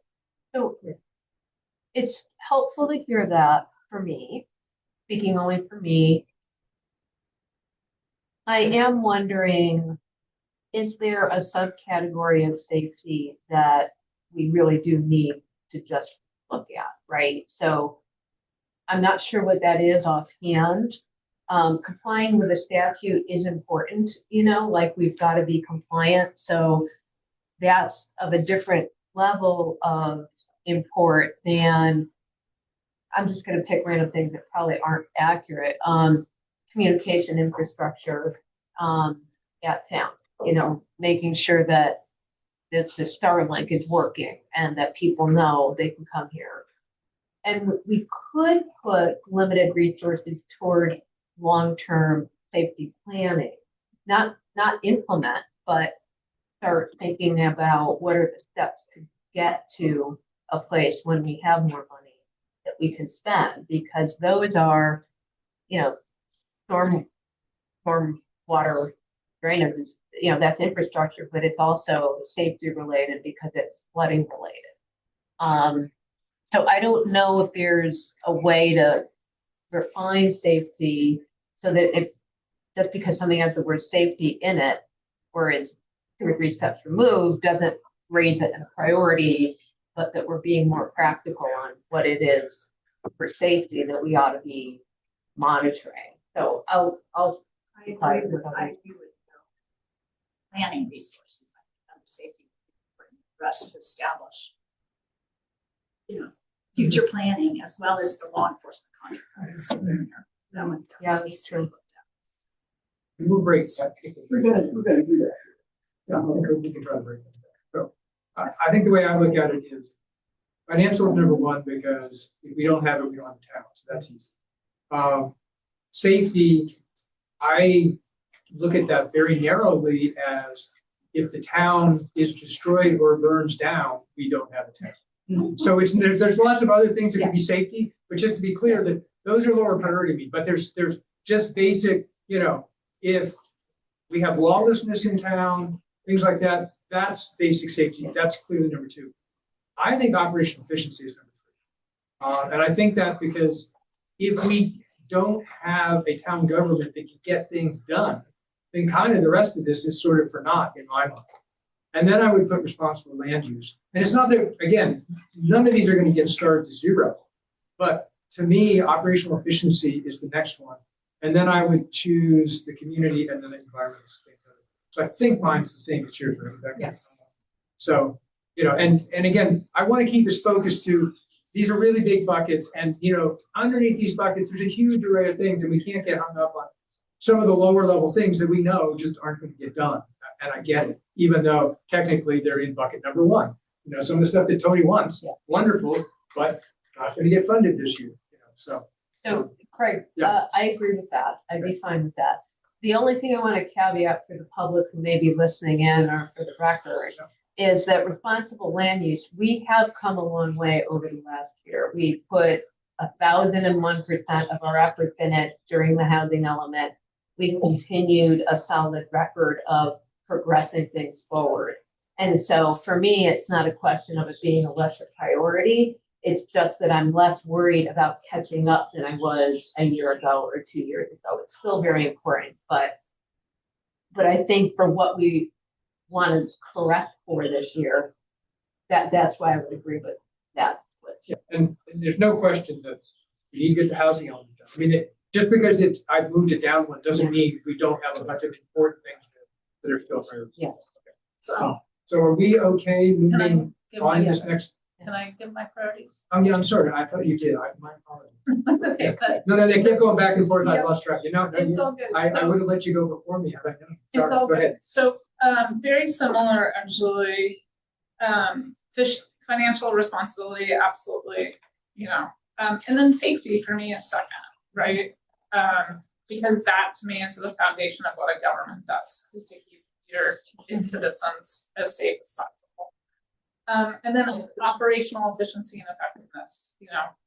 Without staff, we can't move our programming and our safety efforts forward. And then I would actually put responsible land use, because that's actually part of keeping people safe too, even though they don't to make sure that your gas line is installed correctly so it doesn't blow up, right? And that's partly PG&E, but then the town also checks it, right? That building inspection stuff, as well as how we use the land and how we develop it, and to make sure that we get our housing element and continue to maintain the certification, and in terms of the state's requirements, and then community outreach. I think I hope that it can kind of be part of operational effectiveness as well. But I think it is important that we make sure that I feel like sometimes people don't know, like the folks that were here today and didn't know what was going on. Like that worries me, right? Do we need to put bigger development proposal signs up when things are on a parcel? And then it breaks my heart, but yes, sustainability, similar to others, would be lower and last. But I do think it's part of our ethos, and I know it's part of our building code as well. Thank you. Great, thank you. Okay, so I think we have close to agreement. It sounds like we still may have a little bit of wiggle in the, sort of what, 4 and 5. But I think what I'd like to do is move on. It's 3:35. We had a break scheduled for 3:45. But this kind of seems like a fairly natural time to take a break, because then I'd like to come back, go through the deck, try to think about that, and start thinking about given what this discussion we've had, what are the strategies? And I don't want to get into should they have, a development review tech. Like I'd like to try to stay above that, but more, what do we think the important priorities are after hearing what staff is trying to accomplish? And I would use an example like some sort of organizational review, I think is critical, so that we have a thought for how do we want to lay this organization out. And it doesn't have to be the the class and comp. Like that to me, when I was talking about a light and then the more detail. So the light would be, if we had an ideal structure, the org chart would kind of look like this. We put these kind of people in without getting into class and comp and all that stuff, which is pretty technical. And I see that as an HR thing. So there's stuff like that I'm hoping that maybe we can give them direction, give staff direction. So does everybody agree that now's a good time to take if we can, like is a 5-minute break okay? I had 15 on here. I had 10 on here, but let's just make it as quick as we can. But how about no more than 10 minutes? But if we can make it faster, so much the better. Thank you, everyone. Let's bring this back to order. Thank you, everybody. Okay, so can we roll through who's stuff? I have it. Okay. All right, great. Let's go into Tony's area and just see, and what I would say to all the council members, or to staff as well.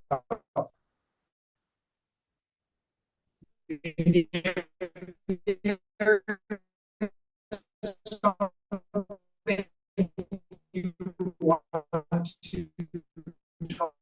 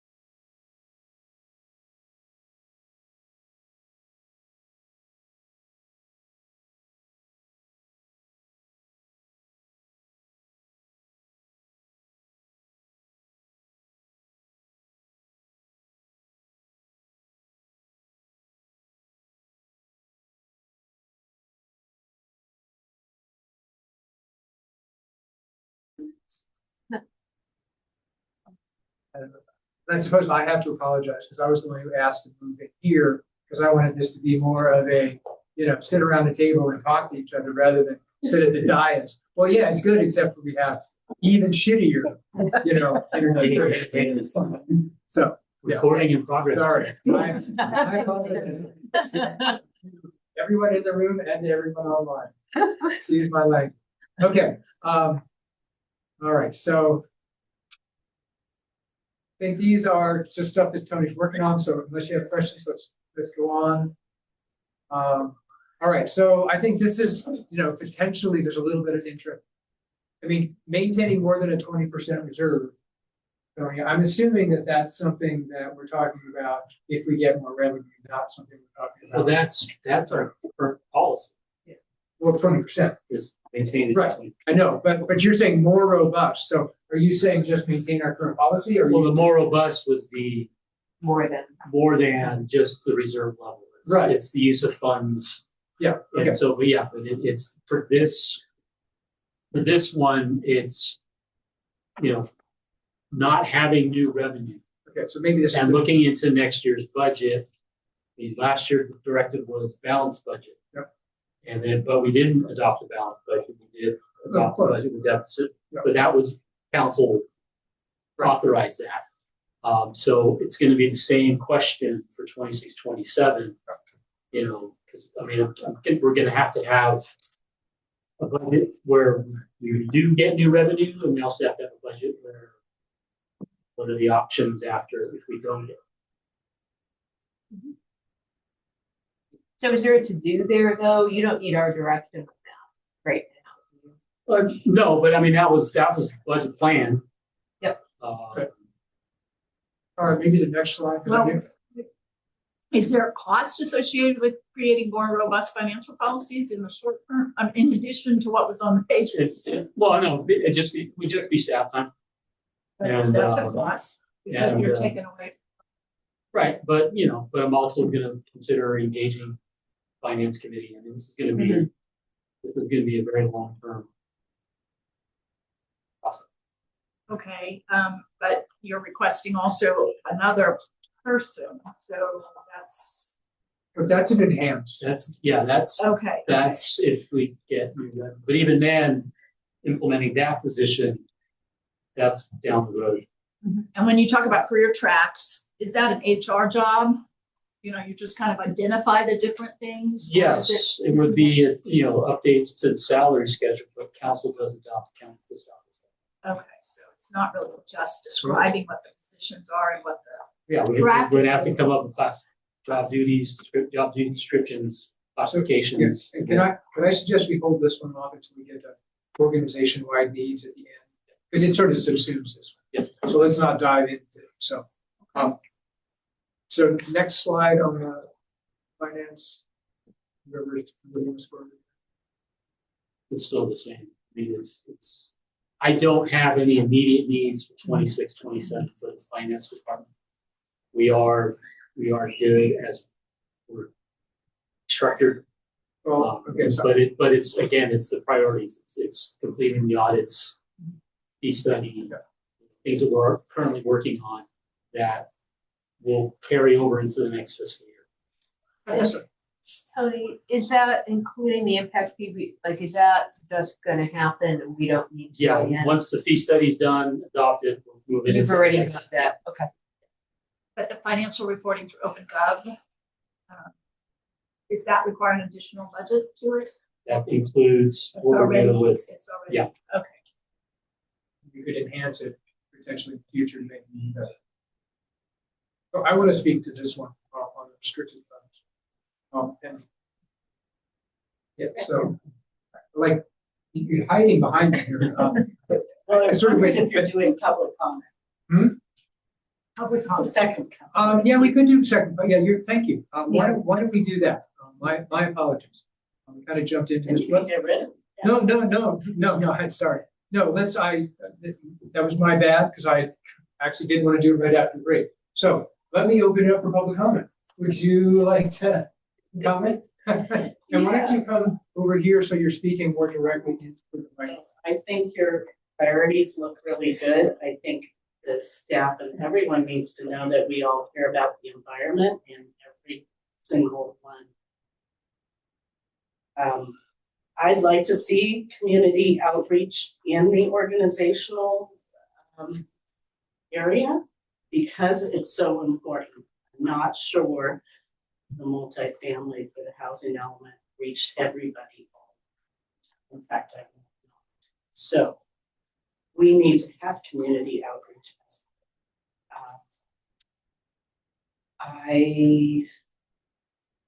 We're going to be here for safety. Community safety is really important because we are going to be here. I'm not sure everyone. So I'd like to see practices on evacuation. I'd like to see Alpine Road become three lanes. I think we could look into MTC giving us a grant to help us with the roads. I'd like to see multifamily subdivision schools be better community outreach. Undergrounding PG&E on the main roads, pedestrian, bike, and horse trails are adequate at all times. Fence approvals need to be followed up.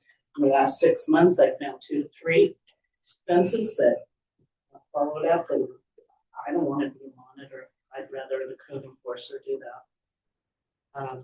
Green islands within parking lots, that has to do with environment.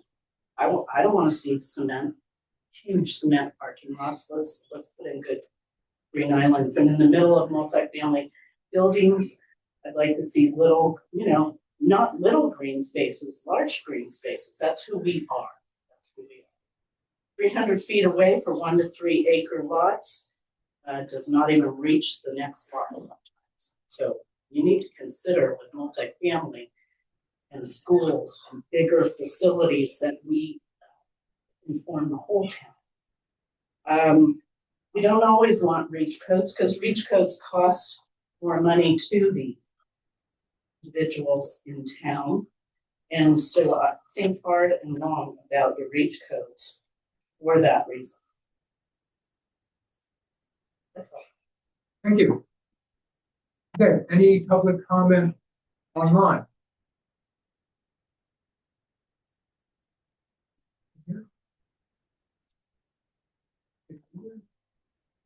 Okay, I don't see any public comment online, so I'm going to close public comment, continue the discussion. So if we bring that back up. So I'm going to discuss use of restricted funds. I'd like to float the idea to the council that we give direction to the Open Space Committee to look into funding maintenance of the open spaces and maintenance of trails. I know we've sort of, we've done some of that, and they said, oh yeah, we can do it. But I'm starting to think maybe we need to institutionalize it. And the reason I say that is, I know when I was on the Open Space Committee, we wrote the policy that is in existence from now, 2018, which was that we were going to maintain an open space property for a year, sort of get it up to snuff, and then it was going to pass on to the town. And that made a lot of sense when we looked and said, there are some big open spaces that we might be able to acquire. So El Mirador, Hawthorne, things like that we were looking at, what would it take to acquire those? Those are now in the hands of public agencies, or not totally in the hands of, but, have public agencies with the same goals that we have, that have a large stake in this, much larger than we can ever control. So then we have an $8 million plus fund, and that money right now is sitting there just earning interest, and we're not spending it. And I don't know, we got a few possibilities. We talked about some small purchases, but it's clear to me that as a town, we're using that money. And this is a change in my position. Like in 2018, I had a very different position. So I'm not suggesting that we should just do this without talking to the Open Space Committee, but I would like this discussion to come up as part of this budget cycle. Because I think this is one place, and maybe we do it as a 2-year, short term, and then we'll know better what kind of revenues we have, and we can make a different set of decisions 2 years from now. So maybe it's a temporary thing, but I would suggest on that particular restricted fund that we ask for some more info. Let me ask, I'm sorry, you go ahead. So first of all, I agree with that, but I would like them to look at wildlife corridors that could potentially, if we need to pay money for wildlife or conservation easements, right? And the other thing is with the rodenticide situation that's been happening, whether I don't know, like qualitatively that we're hearing about, whether they could potentially do some kind of programmatic owl box program to help get owl boxes out into the community and installed. And whether that money is a larger program on rodenticides in general, and this would be a specific part of that. Maybe? Well, I think actually that people are putting out rodenticide because of the rodent problem, right? And so, like, obviously the education about what rodenticides do, but also like do a group buy on owl boxes and help, and I don't know liability wise, like to have someone up in a tree installing an owl box has a liability, and I don't know how we wanna deal with that, but helping people to get them installed so that we can help support the owl population that can potentially then, you know, and using some of the money, like we had our conservation committee, it's like, we haven't used all our money, and I'm like, we, you know, what is a program that we could help wildlife if we're gonna use that money, corridors and nesting boxes for owls, right? And Open Space did talk about, they were looking at conservation easements, and some of the wildlife. And I've heard that they're trying to move away from wildlife corridors to wildlife access, just is sort of a broader term. I will say that I was on the committee working on conservation easements. They're very difficult to get people to do, just because they value you. Well, and they're just a hassle. And then for most people, they can afford their property, so it's like, it's not worth the hassle, even though we're offered to pay all the legal fees. So I don't know, maybe. So, Judith, you had something. Yeah, I have a question legally. What is the current charter for the Open Space Committee? Do we know? Because I'm thinking procedurally here. One, do we have to update the charter to allow some of these expenditures? Two, if we have to update that, what type of staff time would be required? Because I won't agree to have this come up unless I think we're within reach of a reasonable cost benefit this year. I'm going to be really focused on not incurring a lot of like distraction and legal expenses to handle something this year. I'm sympathetic to all the ideas being floated, to be clear, and think they're important, but I want to be very pragmatic about what would need to change in the charter, and then the committee itself still needs to discuss what they want to do. I mean, we shouldn't just impose on them. So I'd like a better understanding of the process and the efforts around that before we agree it's this year. I'd also like to get an understanding of current maintenance on trails, where that falls in terms of budget, and what the annual cost might be. I mean, I'm completely in favor of that if it can work out legally. But my one concern is that we've such limited headcount in our public works department. They would be in charge of implementing maintenance, I would think, but maybe it's already happening and it's just a question of moving up funds to. Yeah, I'm just looking at using a restricted fund. I was bringing this up under the restricted fund issue of restricted funds versus general. Because that's my concern is we have, you know, when you look at it, we're struggling to meet ends meet. And yet when you look at the total amount of money we have in the bank, we have a lot of money in the bank. We just can't access, you know, 2/3 of it. And I wanted to add on that case that not only do you have 8 million in open space, it's growing by 800,000 a year. Yeah, I understand. Yeah, and it's not being used. Yeah. So But then if you want to change the use of that fund, there's also the approval under which that tax was implemented. What is the structure there? I don't want people to underestimate the hoops to go through to implement this. The other concern I have is you're getting some conservation committee activities thrown into this bucket. I want to caution us not to look at this fund as a solution to our operational issues. And, you know, we may want to, if El Mirador, you know, settles itself in terms of the multiple owners, we don't want to be without the ability to fund purchase of a piece of property there. So I agree with all the discussions appropriate. I don't know when, depending on how much effort it's going to be to do the legal analysis on these points before we can make a change. So if those could happen pretty efficiently, that's fine. They have the discussion at a future time, but I don't want to pull staff off of other things if it's not really practical. So I don't know what and how to get that analysis. Yeah, well, I can speak to some of it. I mean, we have done some analysis on the UUT, on what's appropriate. Yeah. And it's more than acquisition. And the language is pretty loose. And all I was proposing for today was that we task the open space committee to consider this and come back to us with what some of the issues are. Not make a decision on this, but basically have them consider it. So that was what I was trying to propose. Mary, go ahead. Oh, I'm just, are you saying all the trails? You're not saying that the conservation is, the conservation committee would maintain all the trails? Oh, The open space.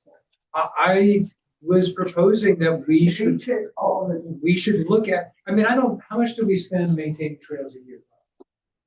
50K? Used to be 50 to 100. Yeah. And then I thought they had. It's to do the right, but we're trails. using gas tax funds, we're using, it's about 75. Okay, so, Not open space. Not open space. but there was some agreement as well. They that- agreed to and- take care of the open space, Well, but not all the trails. I'm not sure it was open space trails or whether it was open space lands on some land. Anyway, I don't want to get into the details because I don't know the details either, but I was just saying, are we comfortable giving staff direction to basically task the open space committee to, and I mean, I'm willing to go talk to the open space chair. I mean, I would just like to get some more information to see if this basically is something that has legs to it. And it may not, to your point, Judith, but I don't know how we're gonna find out if we don't, I thought that the mandate that did allow some maintenance usage. That was it does, but there's a phrase after that, I mean, my main point is that someone's gotta read it with a fine tooth comb before we set town resources on it. And if the first step is to have open space, go look at its own charter and work with the town attorney to make sure that all of the constraints are known and what we can change is known, then that's fine. Well, they're definitely, I'm looking at it right now, the duties, number one, advise the town council. can we pop up? I don't really want to read through that. but- I'm not gonna read through the, I'm just gonna say the enhancement and maintenance of open space. Yes. So that part is, So are we okay just going that far on this item? Yes. To task.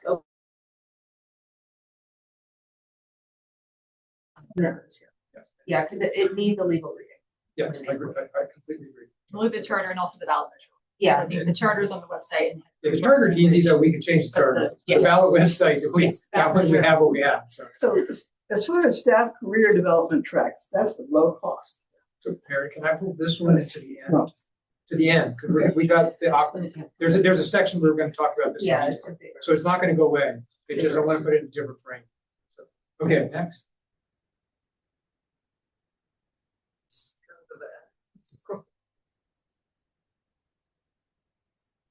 Okay, so we agree that these are planning and buildings, top three. There's, as a reminder, there are these, and then there was sort of these bullet points as well. So I don't know if you want to. Well, I just wanted to start, I mean, we agree that these are the top three. Well, there's opened up, I mean, that's even. Well, that's gonna be in the, she's got the money for that already, so I don't think we need to give them. But that's for. Back to, can you clarify SB9 ordinance? Totally want it. So there's a couple different programs and projects to implement the housing elements. And a lot of these are kind of what's on deck, I guess, for the next fiscal year plus. I don't know if I'll speak to specifically how SBI runs, but there's some like specific requirements. Yeah. It was so the Unicode does have a local SB9 ordinance. It was adopted by urgency in, I believe, 2023. So it needs to actually be adopted through a regular, normal code cycle with a planning commission recommendation to be a long-standing ordinance. Okay, thank you for clarifying that. Does it require change? It would need to be updated for current state law. I will tell you that there is an SB9 cleanup bill afoot. So we might want to wait until October to start that one. Always a moving target. Yeah.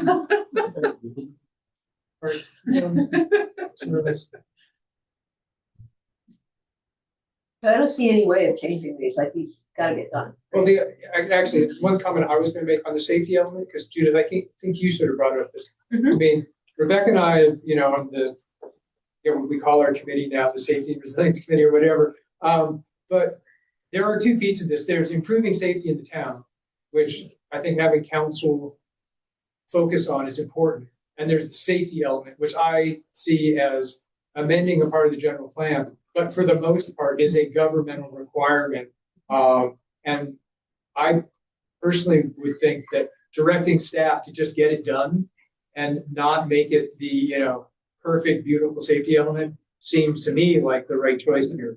Whereas I would like to focus on making sure that we continue to have safety as the priority of council. So what's your specific proposal on the safety? And then just to give Sarah the notion that, let's just get it done. Let's not belabor it. Yeah, let's not turn it into, let's have 25 reviews of it and all, there's a lot of ways you could go through that process. And I think we should just get it done and get it on the shelf. Is that possible? Yes, I think that's a little bit why it's sort of this upcoming fiscal year is anticipating how we want the safety element to wrap up. If it's what Craig's saying, I think it's almost towards the end of this fiscal year in the summer. By that point, we should be able to wrap up the safety element. But then that trickles into the other ideas of we want to move forward with implementation pieces for this, and that was on the enhanced services slide. Would you say you're So Craig, is the difference just, do we do the A+ version or the minimally required version? Yeah, I'd like to get a B on this. Yeah, I'm on board with the B. B's are. But we have to communicate to the community that why and how, because we started getting bogged down with a lot of community comment wanting to throw every safety approach into it, and this is a legal. So I think it's going to take some heavy communicating in our town. And part of what we've done is create this, safety and resilience list. Yep. Which is meant to be a list of all the things we can think of that we think would make our town safer. Not prioritize, and let the committees, as they have time and energy and interest, pull some of those things off. And the council can, and there should be a list we keep long term. The council, when we have budget, we can look at this and say, what on here do we think we should raise up? So that we have a place to store this stuff so it doesn't get lost, because that's what I'm worried about. But it doesn't become everybody expects we're going to do it next month. That's just the thing that's just unrealistic. Can I ask is the Housing Accountability Act, I'm assuming it doesn't limit 5 bites of the apple or the safety element. Is that correct? Because it's not housing. Housing Act only restricts. Oh, I see the 5-year rule, correct. It does not apply to. Okay, because I was gonna say that could be when, you can only have 5 bites of the apple because of that act, but it doesn't apply. And Catherine, if we're just going to get it done and get, not try and make it over ambitious, but we get it done this year, what's the downside of not filing on time? Are there penalties or anything? The safety element, I think the biggest concern we have relates to grant funding. There is a provision in the law, state law, that talks about concurrent adoption of a safety element to the housing element. So that's why the cities in San Mateo County are all coordinating around getting it done now, because pretty much most everyone has certified housing element. I am not aware of any penalties such as not having certified housing. There's no remedy for safety elements. But we're in the mix of how people are doing it. Yes, if we adopt I don't think we're actually behind, honestly, for safety element. Yeah. Okay, thank you.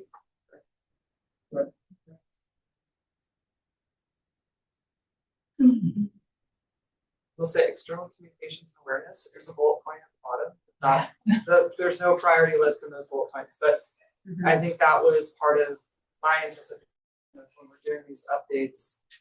That it just touches on so many different things, how we communicate them, how the public has access to these So let's just take that into part of the consideration with this one, which is just much bigger, but. So Sarah, let me ask you on that question. How are you going to get feedback from the community through using our community category is important, that the information that you're providing is the. Because I think one thing we hear is some of the stuff we actually do provide publicly, but people will say it's sort of inaccessible, right? I mean, technically we provided it, but it's buried, in, some set of minutes from a meeting, or it's in some, obscure 15 clicks later, you finally get to the thing you want. So have you given any thought to,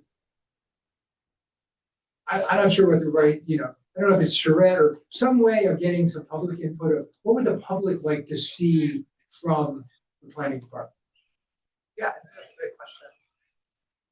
There's a variety of ways to go about that. So I haven't put together specific plans per se to like get that information, but I think it could very easily be, if you're saying like a workshop or some type of session where you're able to get that information from the community.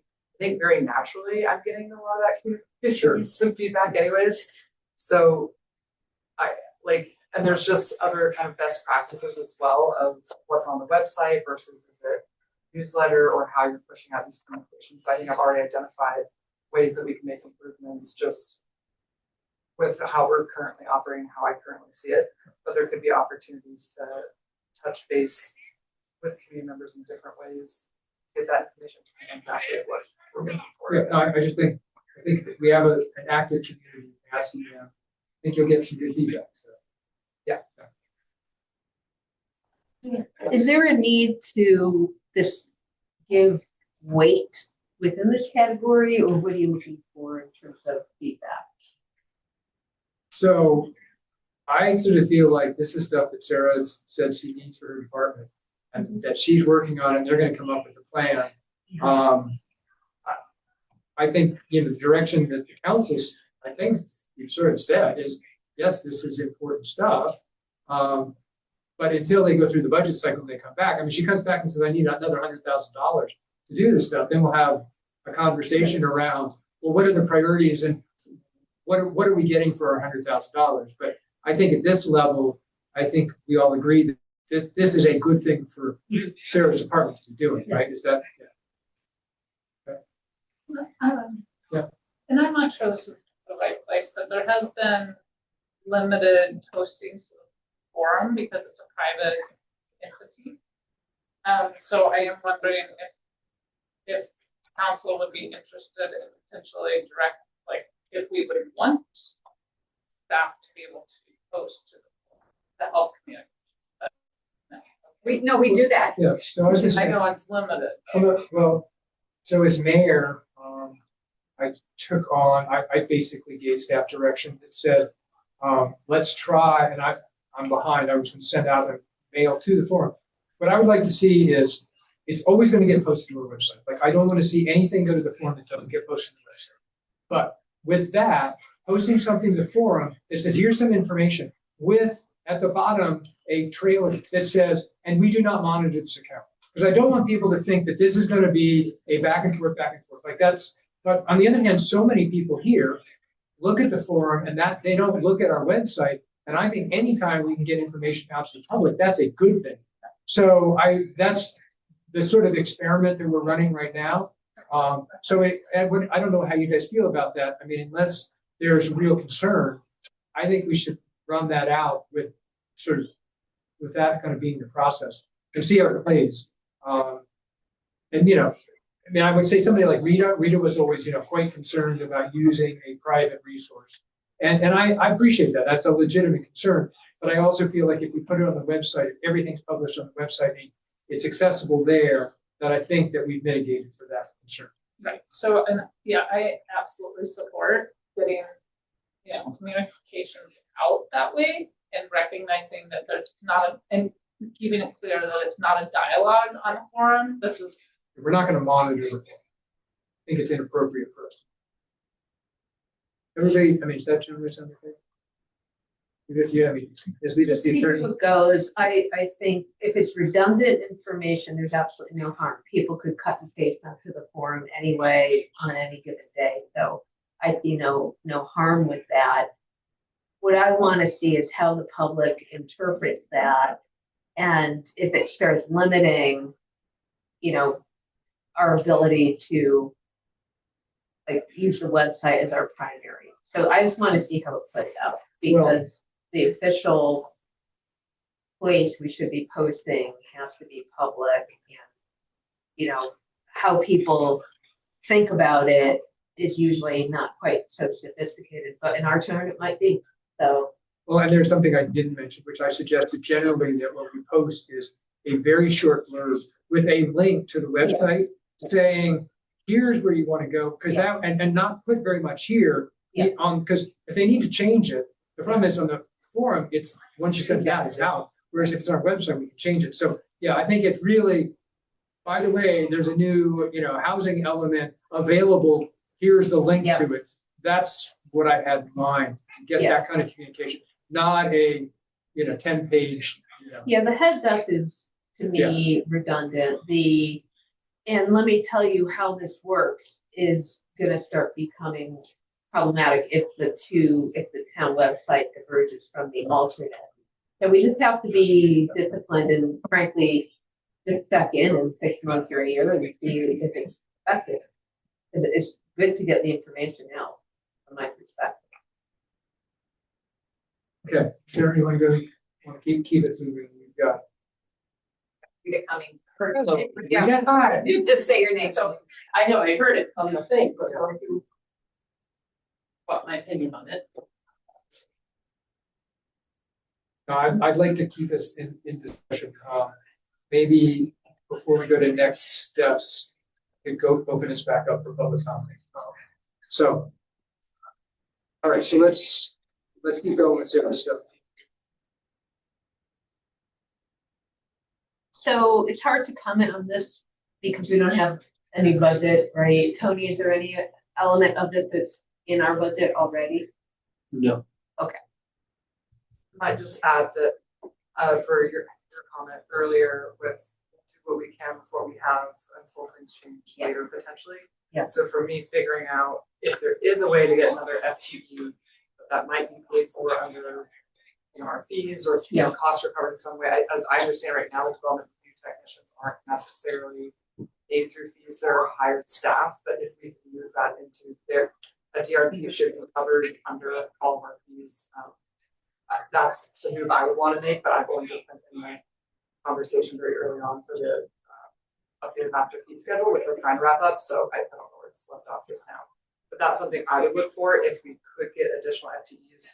That also relates to the planner as well. The senior planner focuses on long-term or advanced planning or all the different work we're doing with different consultants where hopefully they can step in and take some more of that work, where I imagine an assistant or associate planner, they would do current planning, which would be paid for by applicant fees. But I think there is a goal to have another in-house planner who I think would be more that front-facing, who would do more of the consistent counter support. They might be the ones doing the intake and then assigning it out to the consultant planners. So I think with that coordination on that side, it still makes sense to have that planner, but they would still hopefully be paid for it. So that's my idea around that, is just to explore that to see what could fit within our current budget. This is what's needed. If I can't figure it out, then ideally we have at least 2 more staff that we don't. So we're either relying on consultants or no one to do. And could you pay for this out of consultants? Like, could we drop the consultant budget to cover one of these staff positions? And you have enough sort of stability in work that, because the nice thing about consultants is you have a lot of work, you have consultants, and you have nowhere to get rid of. And when you have an employee, it's that level. So, I mean, does that work in this situation? I think we'd have to do further analysis on all of that, but right now we are using 2 development positions. One is sort of filling in for the vacant have, and then the other was budgeted for. So we did budget extra funding for additional support, and we've been using them to the max almost. Because one is also helping with inspections and code enforcement and really handling a lot of different things as well as permit intake, and one's solely focused on permit intake and managing that. So we have been using 2. So that's where I've been seeing how we've been functioning together. Really the need is there right now. And then with the planners, I mean, we use 4 planners right now and still could use more with good city. So I think if there's a replacement, but knowing that we have one more planner that really is dedicated to the town, they're going to, uphold the town processes and help further manage the other consultant planners. I think that makes sense. But I think that analysis can be done to see really what are the options and depending on the budget moving forward. Okay, other comments, suggestions on this? I mean, I don't want to get into the specifics. I think the way you're thinking about it makes a lot of sense. See what we can pass through on the steady demand versus the need to increase and decrease on the short term. I would just ask you to do that analysis and make a recommendation.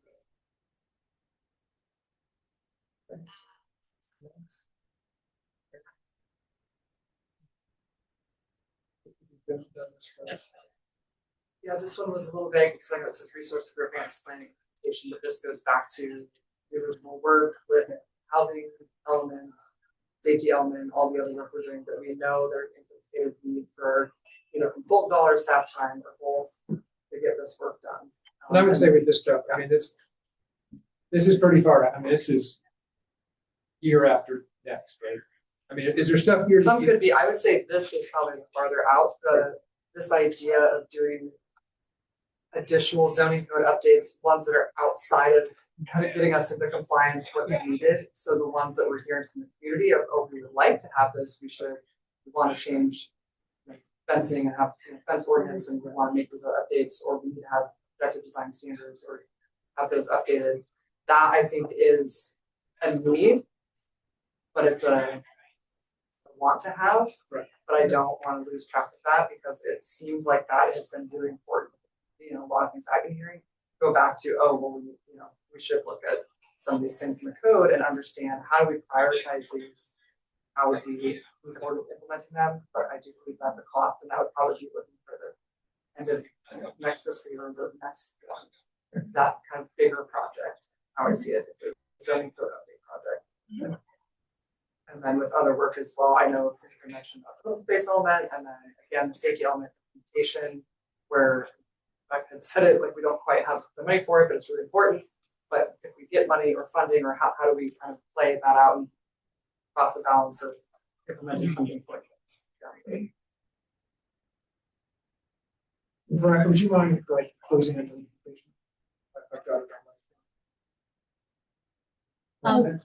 Quick question for Catherine. The open space element, same question. What's the downside of not having that done? Like how to think about that? Yeah, like the safety element, I am not aware of any penalty, other than, sometimes like those kinds of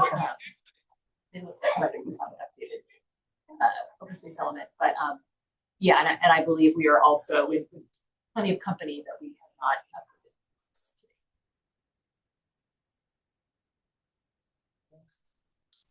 That was it.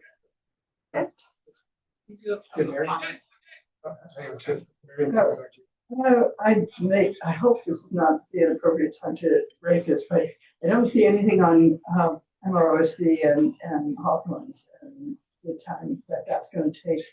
I think that is a priority, and it's a big possible staff time. Won't they pay for that? Isn't that an applicant pays for it? Partially. Okay, but not. Okay, no, I was asking. I don't. Yeah, and there's more we get in front of it, the less it will cost us. I think it deserves our attention. Yeah, it's tomorrow. You're doing a land assessment. You're not making a decision. You're just getting approval for the EIR. For the yeah. And they do that themselves. They're the lead. They take care of it. But the application they're making is they've decided on, or they're presenting. They've narrowed it to two. They're not making a decision on which one. They want to do the EIR first. Kind of get a sense of costs. Resources. Okay.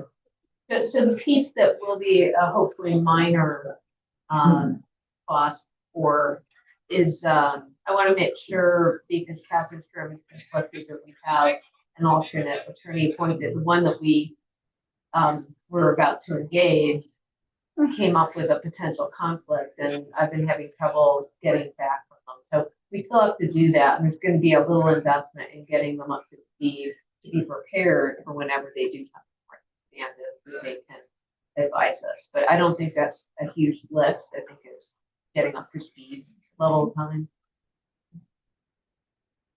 With the Stanford project, so the Alpine Road, that sort of project, that fall under planning.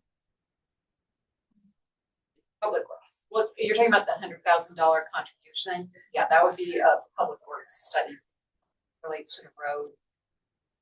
The building inspections and stuff at the Stanford Ledge. Is that what you're talking about? But that's cost recovery. Yep. She's talking about the road. But I think study on Okay. what The road study. Yeah. the trail and But you are right, it would have a demand.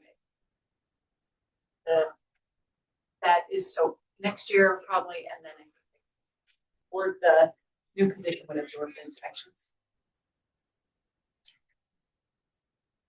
So there we go. We're next. Did you have a point? I mean, just to make sure that you don't forget public comment. Yeah. Well, I mean, we've already done public comments twice, so I'm going to do one more. I'm not going to do it in between each one. And so, Sarah, my only comment is, obviously, I hope you're looking ahead. I mean, this last conversation is sort of about that. You know, there's MROSD, there's Stanford, there's how many houses are going to get built or rebuilt or whatever. That you're sort of thinking about what your incoming pipeline looks like, even if you don't know the specifics, like, you know, how many new houses do you expect to get built in Cordova Valley? So that when you're looking at the staff you need, that will make sure that we provide the proper customer service. Okay. All right. Move on to Darcy. Okay. So You these know are where I stand on IT. Especially after today. it's number one. Yeah, one would. It's pretty close. I mean, yeah. And so that is still something we will be working on as soon as we fill the assistant town manager position that was on their plate. And that said, Steve was starting to work on an RFP, but just didn't want to send it out. Frankly, you know, the time it takes to fill the position, we can still get it out. This would be an RFP to either I just say rebid our IT services, the incumbent could bid, for example, but get other bids and then cost compare and select a new vendor and enter into a contract with them. What about the technology itself? Well, so what I would like to do is have them assess that piece Before once we- they're hired, and then also have them manage the project for AV upgrades in the schools. You might remember that was a CIP project, a little part to start that project and try to manage it. Administrative staff.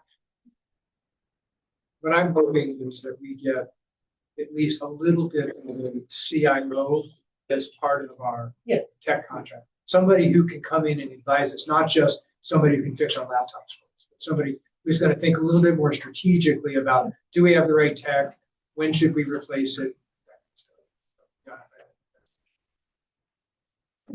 Yeah, I do think that's a pretty high priority because our town operates on YouTube for letting the town community understand what we're deciding. And there are a lot of meetings where you cannot hear every fourth word, every word, depending. So to me, it's a pretty serious issue, even though it sounds like it shouldn't be. Yeah, understood. So these are all things we're definitely working on. They're moving forward. So I'm going to go to the next slide with the needs. So like I said, with the vacancy right now with the assistant town manager, which again, we're recruiting for, so we plan to fill that position. But what we don't know is the strengths that that person would bring. And so Steve McHarris, who's filling in interim role, but only going to be here for, I think, 3 more weeks. And that's he'd love to stay here forever, but he's in a retirement, so he'll run out of his hours. So my question is, what do you need from us? Yeah, so I think in terms of what you're doing? my assumption is, hopefully, I guess you can reiterate that the needs are, we're on the right track with that.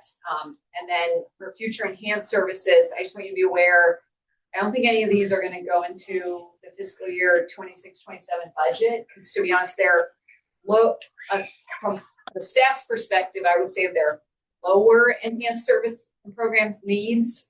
But I just want you to know we are tracking on the need among our staff for support for committees and their programs. And you saw this come up, for example, in the recent like SB 707 conversation. And that said, right now it is a little fragmented. Committees go to various people depending on functions. And I would envision that we need more support, but that could be a 2027 thing with enhanced revenue if that happens. And then many of you in the community have commented that our website and our communication mechanisms are a need for improvement, and that would be a big item. And frankly, again, we would need someone to oversee that. So I think we've got to first get IT services, then we've got to make some hardware upgrades, and then ultimately we can look at lower hanging items like website and communication. So I guess what I'm looking for is, are we on the right track and are we missing anything here? So do we need to define a process, I'll say, for committees to move things forward? And I guess what I'm thinking of, just to set expectations, because I think one of the things, like you say, I'm hearing you say, well, they contact different people. And that strikes me as it's sort of problematic if the committees don't know what the process is. Like, well, you talk to this person, and then this is the next step, and then it goes to staff, or it does whatever. I mean, I think we've definitely seen some things, and I really appreciate what the committees are doing, but I also think there needs to be a clear track to how do we take it out of a committee into staff's hands so that it gets into, like, if it has to go to ASCC or if it goes to planning commission or council, like, what does that process look like? And make sure the committees know that so that they're not surprised when they think, well, we got this all done, and now you're telling us to do something different. So maybe that's something, because I think that's not very hard to write, but. Yeah, so we identified that here. Okay, so it's at the bottom. Okay, so we'll talk about it later. Yeah. That's great. So let's go back to the other stuff. Yeah. Okay. Maybe next page. Okay, so next we have Public Works, and that has a little bit more robust. The next one. So for needs there, these are things that aren't funded, aren't prioritized. We think there's a need. Not sure it will make it into the fiscal year 26-27 budget. Only other things to fund, but we do see longer term a need to have project manager managing all these CIP projects. There's a lot of different projects, and as you know, there hasn't been much movement forward on that. And then we also need a 5-year CIP. So this project manager can also help look at assessing our infrastructure, our equipment, our vehicle replacement needs, and coming up with that plan. And I think we were trying to do a 5-year CIP this budget cycle, but we'll see how much work we can get done on that. We talked recently at the mid-year budget about the stormwater master plan. We have not put out an RFP for that, but depending on what cities we look at, the cost there could be several $100,000s of dollars. And I'm not sure we'll have the funds this year to do that. But also I want to emphasize, having the funds is one thing. The staff right now then has a big backlog of projects on the last page, sorry. And yeah, this. So this is our back. Yeah, this. So many of you know this is our current CIP list, and a lot of these haven't started or are in very early stages.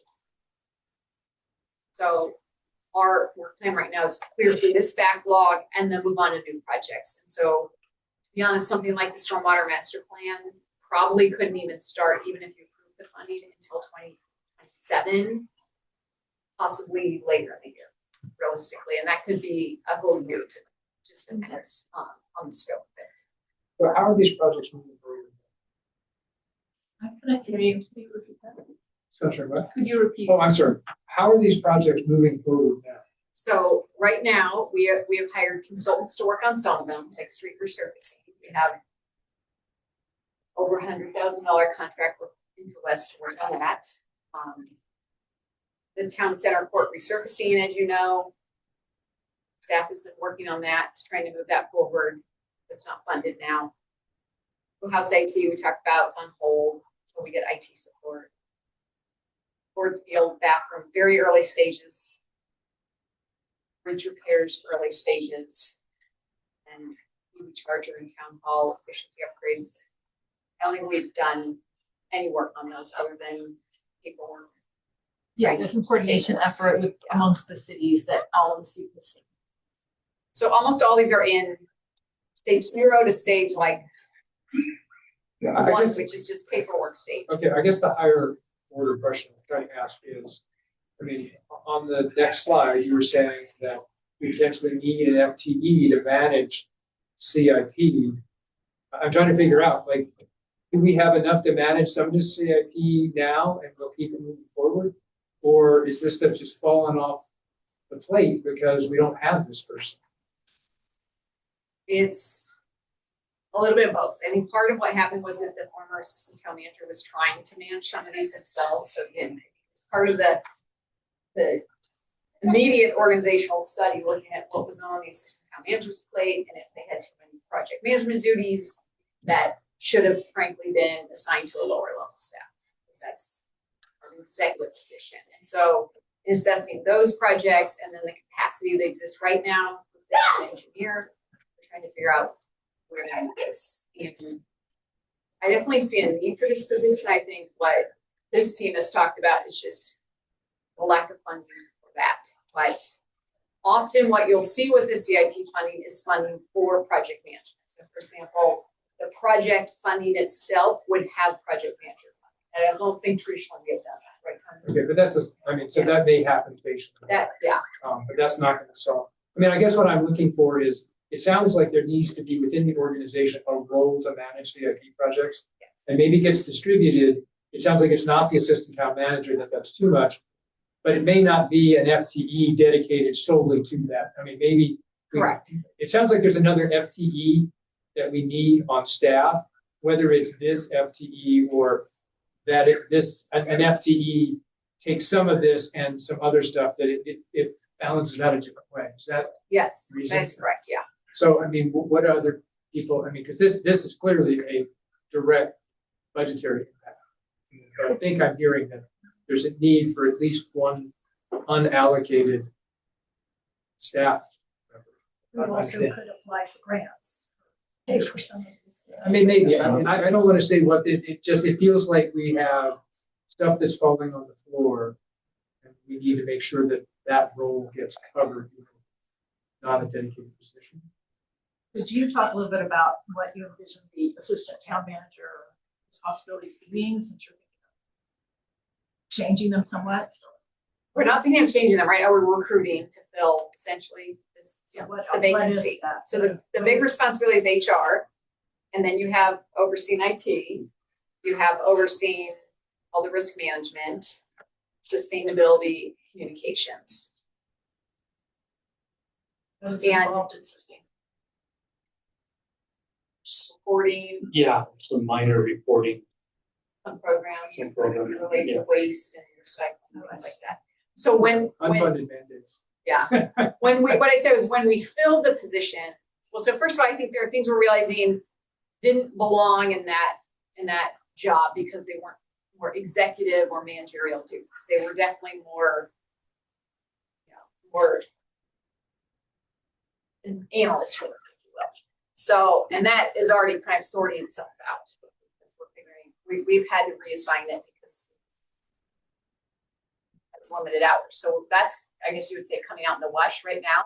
And then what Steve is looking at is what are the most important responsibilities of this person? And then we're running the recruitment to hire the skills they bring we may need to just, reshuffle some things.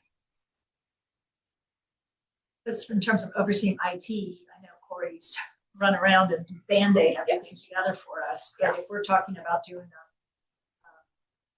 RFP for IT CIO, then hope that would be part of their responsibilities. So we obviously need someone else here that can be called on to solve some of those projects. Communication, so Elizabeth would report to this person. Yes. And then Cindy would report to this person. And Public Works. And Public Works. Okay. So that makes sense.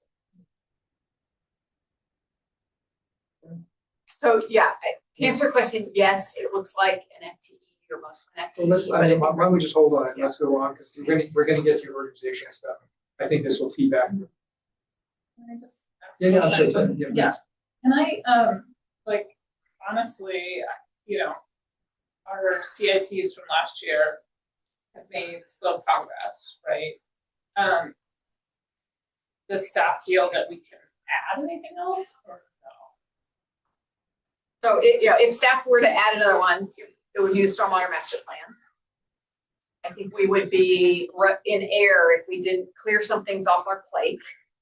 Like go back to the list, but street resurfacing really needs to get done this summer. The town court.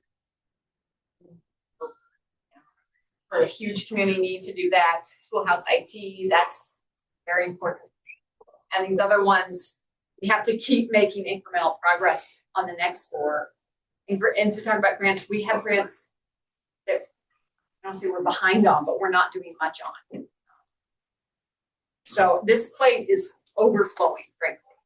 So I wouldn't recommend anything be added unless you want to take things off the plate, but I don't know what you take off here.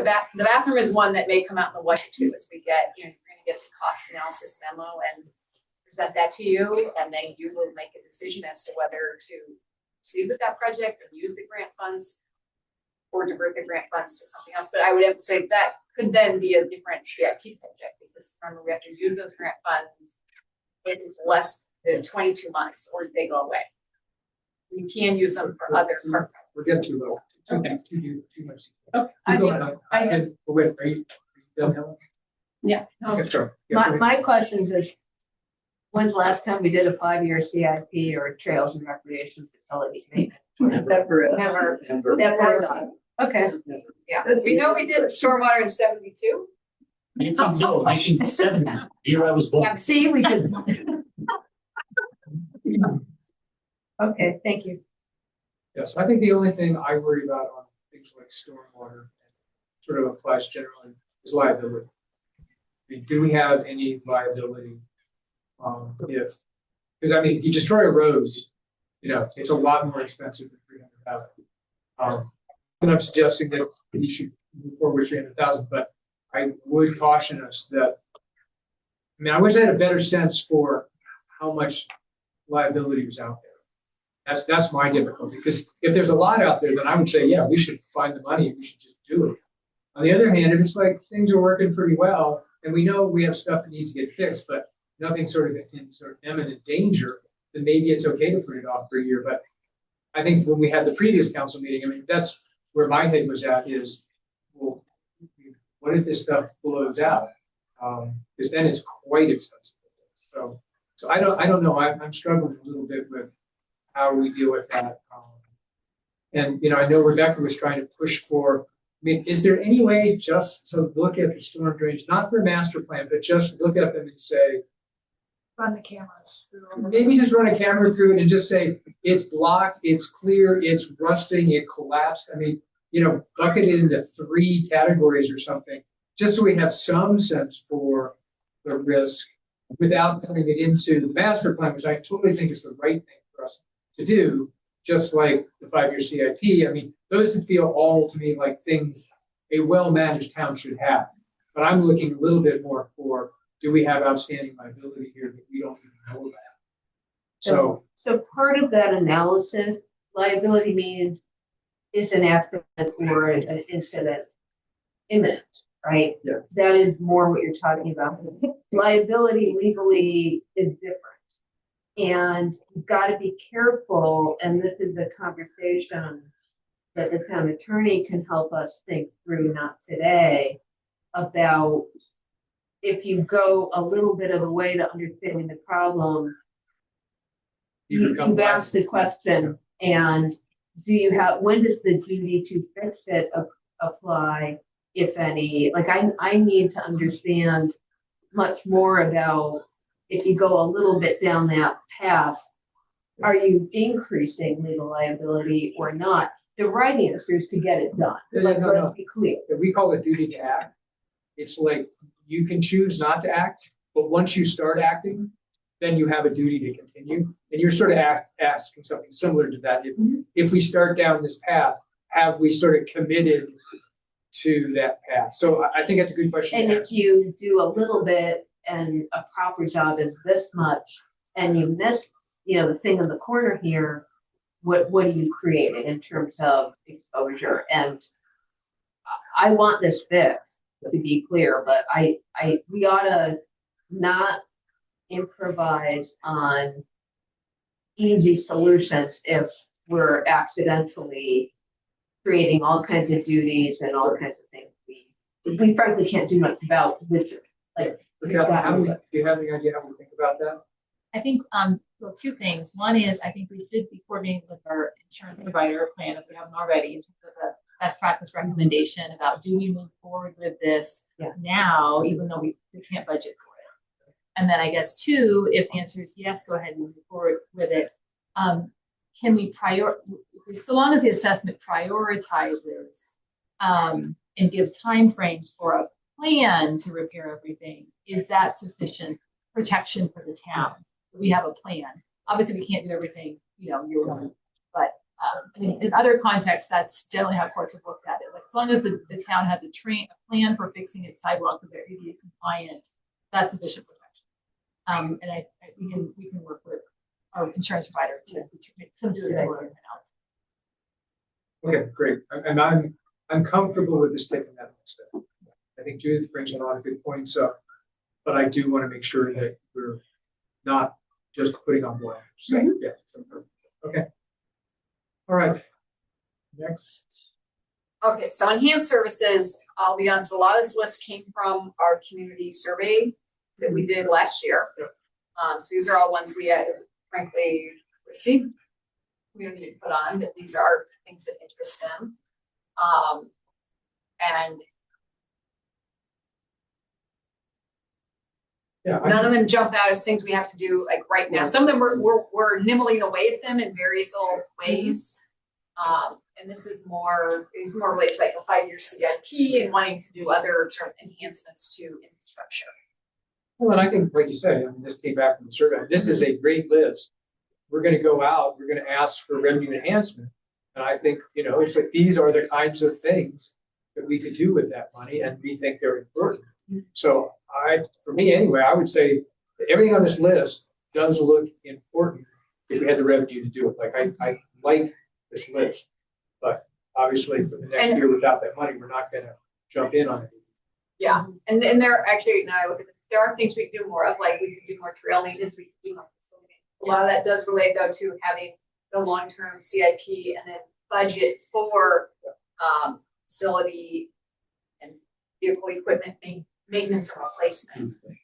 We don't have a fund right now for. No, we do not have any mechanism to fund any of these annually. Yeah. So these have kind of been parked for a long time, so I just want to lose track of those. Yes. So, PCE has a program to help people convert their fleet to clean. Obviously, ours have been already, many of our fleet, but that they will give you for free consulting about how to transition you to fully clean fleet. Some of our vehicles are too heavy to call, like they don't exist. The one-to-one doesn't exist yet. So the grant will fund the analysis, but not the purchase. Exactly. So, but to help us do a CIP of what we might need, that CNPC is doing that for free for jurisdictions. So. Oh, I just don't know if this is the time, but I feel like we must be. I would like to put in a plug, in the light of this being a community-based survey, to make our number 3 priority, our community be the number 3 priority. And then make 4 be the efficiency, operational efficiency, and 5 the responsible land use, and 6 be climate resilience, so that we start with finance, safety, community, and then go to responsible land use, efficiency, and climate resilience. That's my thought. I think it's really clear that we've missed that community needs to come up in our priorities from our discussion and from these presentations. And currently, it's been community feedback that's been getting us back on track, and that we should recognize that and put it higher. So I hear you, and we now have 3 different orders that are slightly different in positions 3, 4, and 5. But I also think we can just go through this, because again, most of my goal is to make sure that we get a budget and we have a general direction. But I think the fact that we're saying, yes, the community feedback is real, we want to do it, we want to act on this community feedback. This is another way of communicating. Yeah, and I think it's kind of crosses against like the financial viability, because we're clearly going to go out to the community and talk about this without government enhancement. So we're back to that kind of it makes cross cut. Puts what we really think out in front, which is the community first. I have to differ. I think we ought to be listening to the community. I think we try as hard as we can, and we're going to keep trying to be communicating outward and inward. But if I have to spend $1 to get the housing element up and running and improved, versus looking at doing another poll to see, are we doing enough on vegetation, brush management? We should do both, but I would spend the money on the housing element. And that's what we're trying to do today, is figure out where the efforts ought to be spent in the short term. It's not that I don't think we can do more on the community area, to be clear. I do think the operational efficiency will handle some of that. But we can agree to disagree on that. Just the way I'm framing it out for myself. And they do, the way I looked at it is the happiness quota of operational efficiency in the town's happiness and the communities, those are 2 happiness quota criteria. That's one of the things we're working on, is having and congruous community and they see. So I think the thing I would ask is, why don't you think about, and I don't know if we're going to have time today, but what strategies would implement that? Because I don't think where it is in the list really matters. What I think is, what are the strategies underneath that to accomplish that goal? And if we come up with those, then I think it's a lot easier for us to say, oh, wait a minute, like this one's really important. Because we already said, like with safety, there's 4 or 5 under safety, but really, only the top couple are the ones that matter. And the other ones under safety weren't our number 1. And I would say the same thing here. If we have a strategy under community that we think is critical, then we should make it happen. Without knowing what that strategy is, I'm happy just to leave the list is we think these things are important. Okay, can we go one more? Yes, one more. Yeah, okay. So this again, organizational wide. Yep. I've mentioned a lot of these in department level, but wide staff organizational study, study, and separate things. Analysis of staff career tracks largely goes number 2. Policy for town staff merit increases. Yeah, you probably don't have to read much. Yeah, and then the financial stuff. And this is the last thing, the workflow guidelines about when the staff or even the council get a request to work on a committee project, that coordination, their point of contact is. Right now they tend to talk to some conversations. Can I start actually? Because I know that 3 of us, the leveraging of the staff right? I believe that Mayor Taylor, Councilmember Flynn and I both, all three thought that is the third one. I'm gonna forget the name of it, but it was organizational, operational to support staff. I can't remember where you guys placed that. I agreed with wherever Craig came out. That was my Right, list. so 4 of us felt that that was important. So I will say that I think that this, like, to help staff, you know, to create a positive work environment, there, you know, the compensation study, and I don't know if we have the money for all this, but analysis of staff career track and are in the merit increases, those 3 to me are very important. I also think the town committee projects, to clarify that, is important. So 2 different buckets actually, but I just wanted to speak to that. And this is the area I was thinking of, that, you know, we could have the light version and then the more robust version. Because I think it's critical that we have some sense for what we'd like our org chart to look like. So that as we're hiring people and we're driving toward it, we're sort of moving in the right direction. But it doesn't have to be this, let's go spend $50,000 on a consultant. I think, you know, maybe Steve's working on it now. Maybe that's good enough.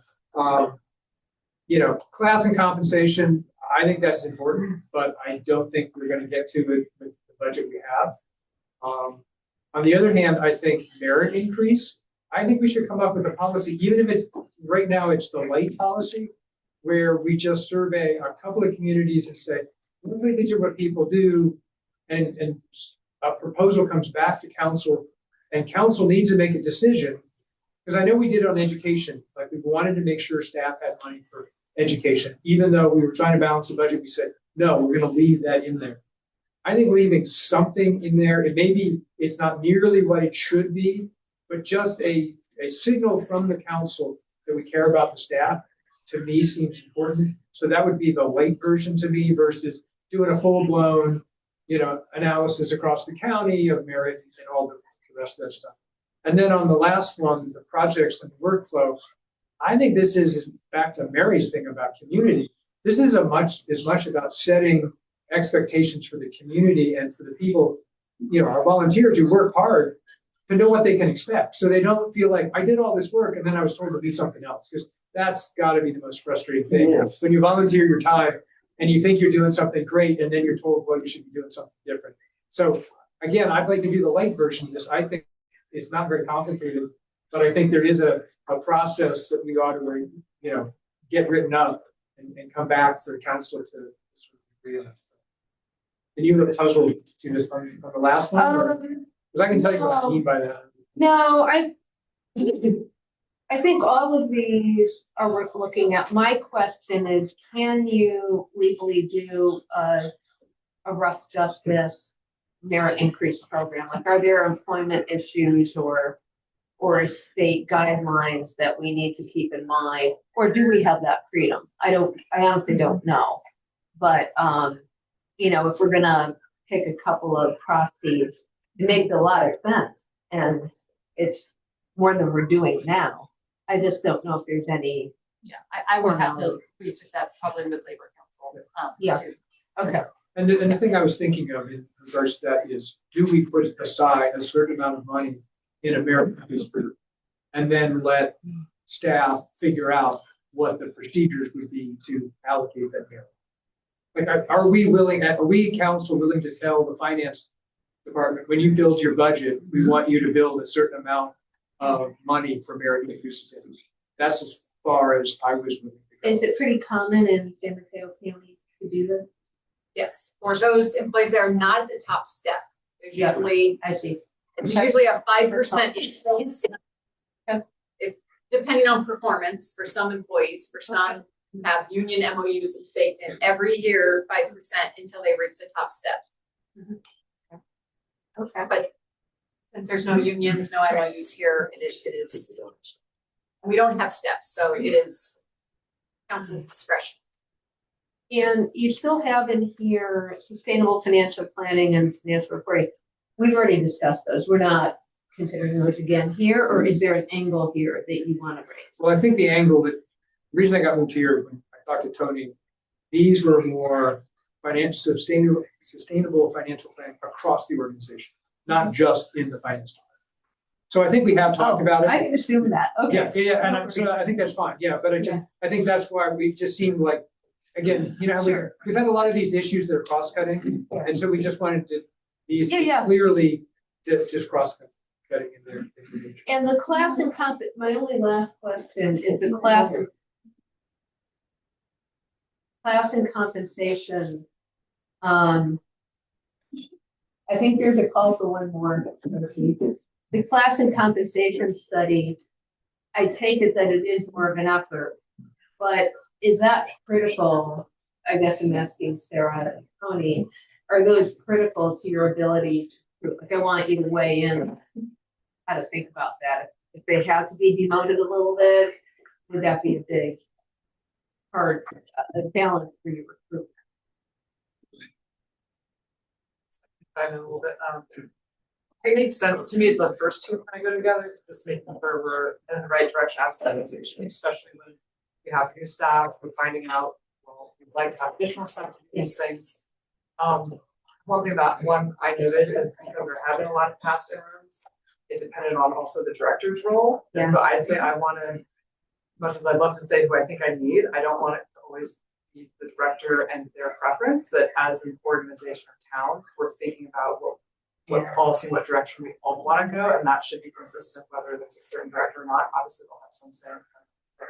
But that's where I think to push it with a bigger structure versus me just saying, I think this is what we need. I want to make sure that we're pulling it all together.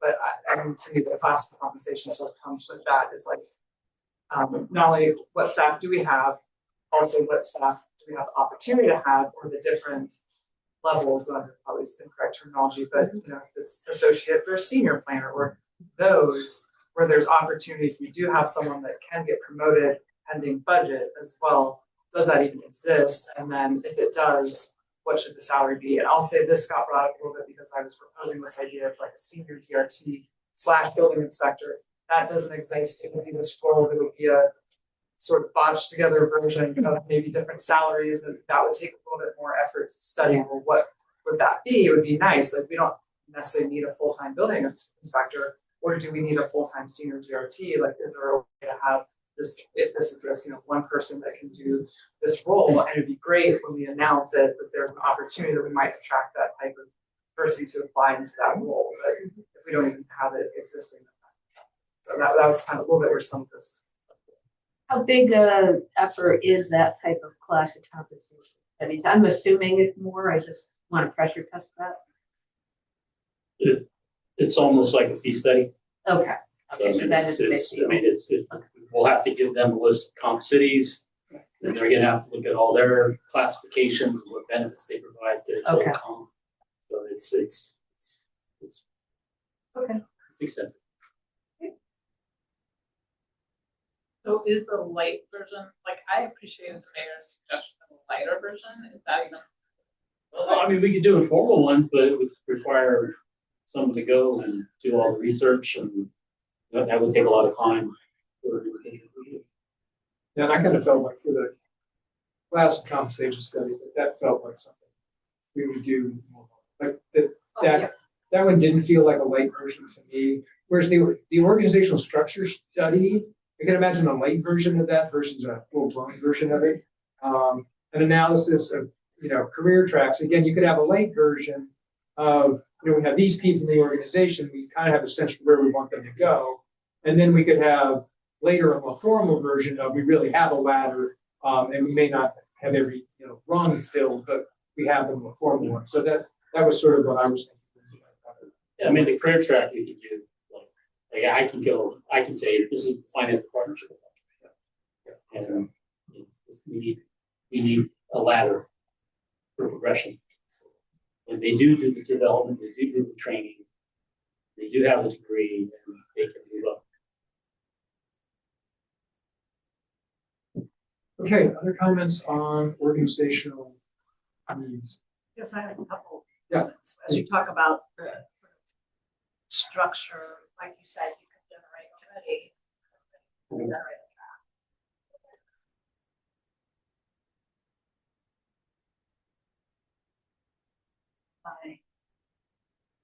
And I know you're recruiting, I assume you're working with recruiters. Yeah. No, we are doing that in-house. Now, whether that, we get a good pool, but we, rather than delay it, recruiter, we just post it out to the World Wide Web and see what we get. So everyone needs to share. Yeah, share please. On LinkedIn. Yeah. But in terms of Actually, this is Friday, so. in terms of having an organizational structure type study, I mean, I have to recognize that we have 14 employees, full-time FTEs, and we may grow to 20 or even 22 eventually. That seemed to be, when I add up all the requests, it came out to about 22. I get a little leery about spending an enormous amount on consultants to work on an organizational structure for 22 people. I feel like among yourselves, you should be able to kind of look at sort of some of the best practices and as you know each other's strengths, or to figure out what you think might be the best organizational structure. Yeah, so I guess I would emphasize, not all this stuff requires a consultant to do. Some of it, like class and comp, yes, because it gets into labor stuff, which as an attorney would say, this can be some sensitive stuff. And it's at the discretion of the council, really. So it might be better if you have a conversation with the consultant who's very objective. But some of this other stuff, this team, the leadership team could work on ourselves and come back to you in like a study section format just to get feedback. And what the goal is with number one is not to, as I would say, Frankenstein positions. And as Sarah pointed out, like this is what she thinks as a director she needs. And I do think though, when I look at the vision for this organization and how to be successful in the future, and that means well beyond a year or two, our organization could use some fine tuning. So that would be presented more in a study session format with So it's more a question of current staff time. Yeah. But in theory, I think this would normally be done about a year from now, right? Gearing up if there's new money and if the budget can accommodate it. This is very much intertwined with the budget and ideas around presenting council with different options if we want to grow our staff. And then the other question about the whole town committee programs and program workflow guidelines, I think that is important. It's not critical, but in the short term. But I kind of see that merging with the whole town committee handbook creation. So I know that there's a little group that's kind of working on it, or it was being done with Corey, or does that fall under some staff member? I was working on it, but when I talked to her last, she agreed, put that on the back burner because she really wants the courts to move forward. She knows we have vacancies. So, but again, that's something in-house we would work on, not a consultant. And the guidelines, what I was envisioning was more of a flow chart and some text. So maybe 2 or 3 pages, not something sophisticated that a consultant needs to do. But who within in-house would you kind of envision that? So it's analyst work.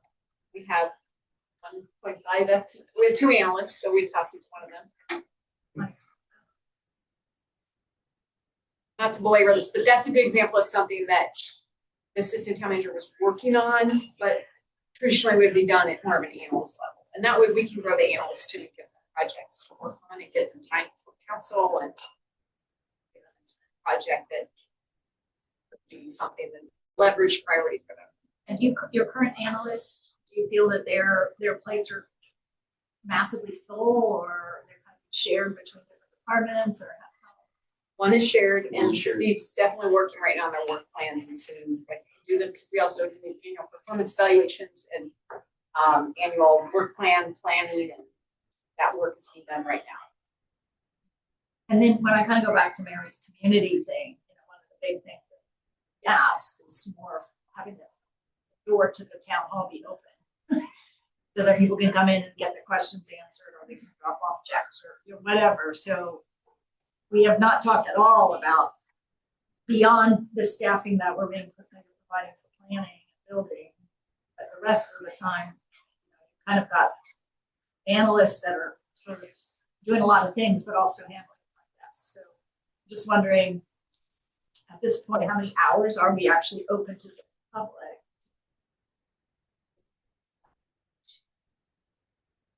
I think that's a year after next. I mean, cause I think this year, I think it is what it is. Like, I didn't see that we freed up a lot of money to open up town hall for more hours. So it kind of feels to me like those are services we want. But much like we had on that one slide, there are a bunch of sort of community things. I think that's another, if we have revenue enhancements, the doors will be open more often to answer your questions. But I don't think that, I mean, what do you think? I mean, it doesn't feel to me like in this next fiscal year, we're going to be able to change that. Yeah. As we kind of create a list of looking ahead, it's kind of where we might want to eventually figure out, as you look at organization structure, put people in different spots, you know, and front desk person be shared, they tend to do their own work while also kind of. Interrupted, so to speak. Sarah's been looking at this because. And it's been working. Okay. Well, let's not deep, I mean, I don't want to deep end too much on this right now. I think you guys got the general. So other comments on organization-wide needs? Okay. What I'd like to do is let me open it up to public comment and then bring it back and we'll do sort of whatever recap we can do. You've got one behind you. Yeah, I know, but she's sitting behind me, so I can't see her hand, but I can see Dave's hand. It's the reflection of my hand. No, actually, I can't. So Rita, if you come over and move here just so you're talking toward the mic, toward the TV. There you go, perfect, thank you. Yeah, no problem, but Okay. no, I know hardly anyone can see this because I'm gonna talk about infrastructure. Which we talked about, but go ahead. No, it's your time. So quality of living in this town is a little bit less than it has been. I've gone to many of these meetings, you know, pretty much, or listened to them each year, and it seems like we're all talking about the exact same thing year after year. Maybe there was a report based on last year, different things that were accomplished and what's still rolling around. Maybe I missed it, but there was where we are now. Okay, and I missed it, and I just want to say PV Forum is a private group. There are a lot of people in town that are not part of that group, and based on that state, I don't remember what that number is, 386 or something like that. It does not meet the requirements, and so yes, you were right in thinking that as soon as you would say that, Rita would be saying something about that. Sure. But it does not meet those requirements, and if people don't have internet, they're actually not getting the messages anyway. We do need a person, a safety officer of some sort, and maybe that could be shared with somebody that's looking into different projects for infrastructure, and coordinating with all of the utility companies that are in this town. And when I built my house, I really thought that part of my fees, I think it was told to me by Carol and Leslie, that back then, that part of my fees was to clean Westridge Drive. You know, so the potholes, and the perception is that when people are building, part of that money is already paid. So where's that money that people have paid into the system to clean the streets? Because there's paint nonstop up and down Westridge Drive. The stormwater plan, is that part of the mandated that we need to check within this year? Wasn't there something else though that's on the list? And for EV chargers, how about we connect with one of the companies, one of the EV charger companies, and get them to do it, and they can put their name on it. That's not what we usually do, but it seems to be something that they're doing for trail maintenance. You know, San Mateo County has a list that you can get volunteers that will come and do trail maintenance for you. I'll gladly help with that. And for promotion, working on promotion for staff, I just want to say this because it's not just my comment. Our staff is fairly new. We hire people for a specific task because we were overdue in getting those particular skills. And so it's really hard for me to hear, you know, it's like, how much money can we spend to promote them when it seems that those aren't the things that we're doing. You know, this is the yearly priority plan. And yeah, we want to appreciate people for doing and pay them for the job that they're doing, but we have such needs and we're behind on the needs that we have. Thank you for listening. And I would add, this is a 2-year plan, so this is, we're proposing to pay people borrow. It's over a 2-year period. Okay, then nobody else. I don't know why you guys have to sit, like, can't you guys sit over here? Why is it sitting behind you? You see the dogs from here. Yeah, oh, great. You call me a dog? No, I'm just kidding. I'm gonna give you some ideas on communication. Yeah. Forum and post on the website I like. 200 people are only signed up to get information about the housing element. How can we get that number closer to 2,000 out of 4,500 in town? We used to post in 3 places in town. We're down to 1 right outside here. Maybe we need to go back to 3 again. We're not posting the Planning Commission, Town Council in papers, and I mean the Almanac. I see that the Palo Alto Weekly posts every week, so that's a way to improve. I'm always looking for ways to improve because we can always do better, right? Not that we're doing what we can now. I'm just giving ideas. Newsletter went to every 2 weeks instead of every week. Do we need to go back to every week?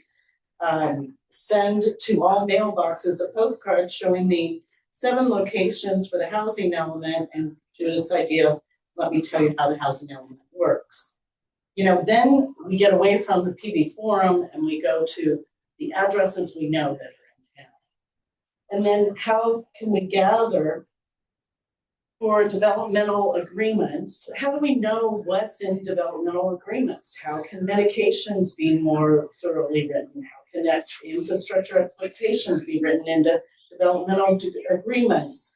Infrastructure written into developmental agreements. We have money sitting there if we ask. If we never ask, we never get.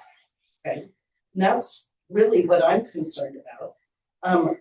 I love the planning gathering that you have the idea for, and explain inclusionary housing in lieu of fees, infrastructure fees, multifamily versus multi-use, streamline over the counter, bonus density, parking.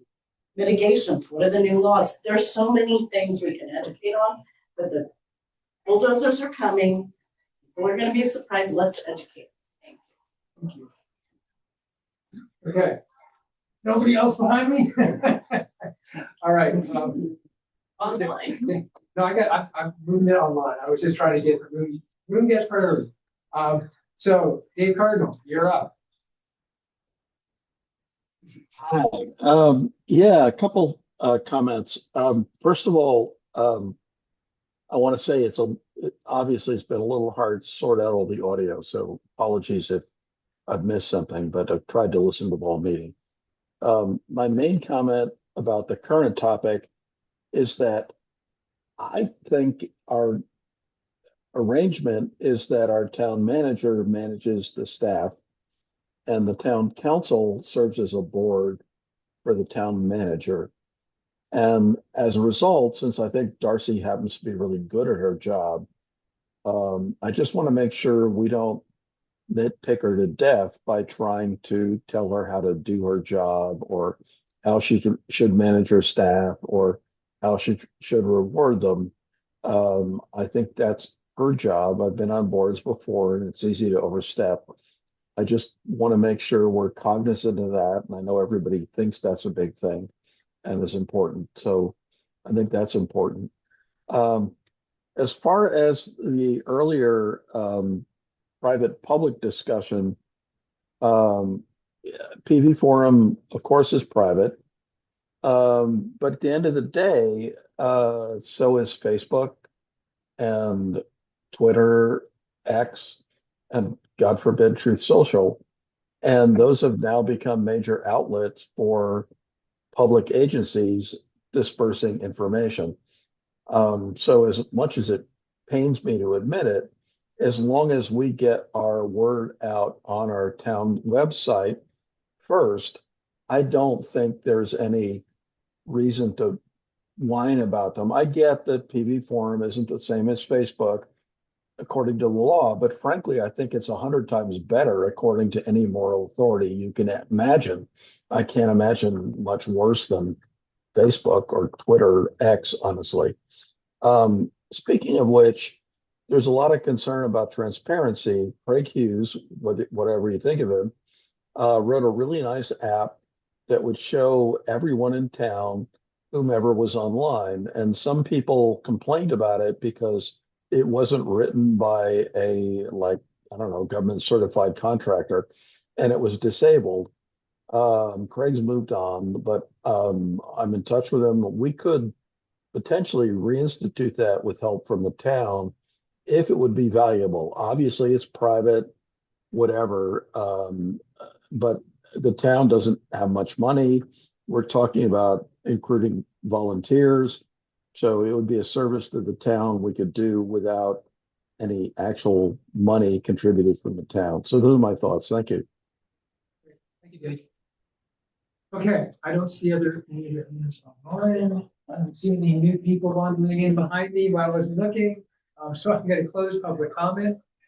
And Can I ask you a quick question of staff, just to clarify something? I heard, Rita's comment about promotions for new staff. But let me just be clear, what is the policy on cost of living increases right now? They're adopted by council. So right now, Yeah, I mean, it's council would adopt the COLA, council would also adopt the merit increase, but I mean, it would all be part of the budget process. right, and what did, I don't remember, did we? We did a COLA last year, 50%. We did. Okay. Okay. Just to So it's clarify. been about 2 fiscal years since merit's been done. Thank you. So we did have a policy. No, it Yeah. goes through the budget process. Every year, different. But you said it was implemented a couple years ago Because council adopted. without a plan, without a policy. Yeah, I mean, that's the practice. It's included in the budget right now. But there's no formal process that says each year review and merit is 1 to 5%, whatever. I mean, that's not taught.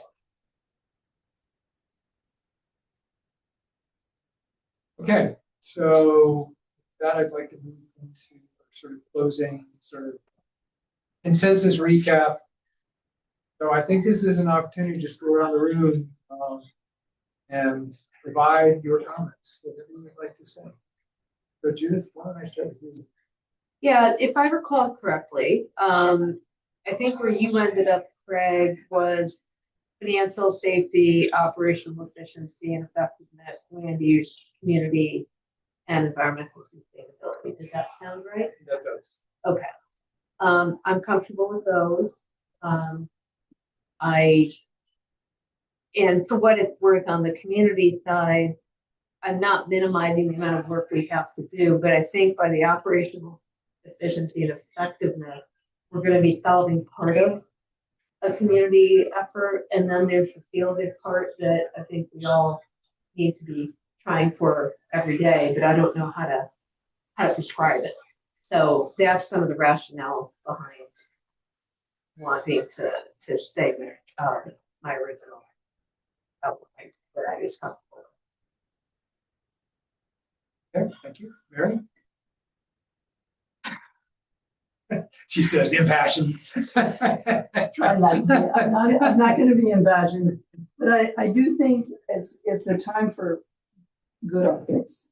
And I do think the council and the staff have the pleasure of the community, and that community should come first in front of operational efficiency and staffing, and but that the two of them are basically part and parcel of the same thing, which is that we want a happy, congruous staff and community.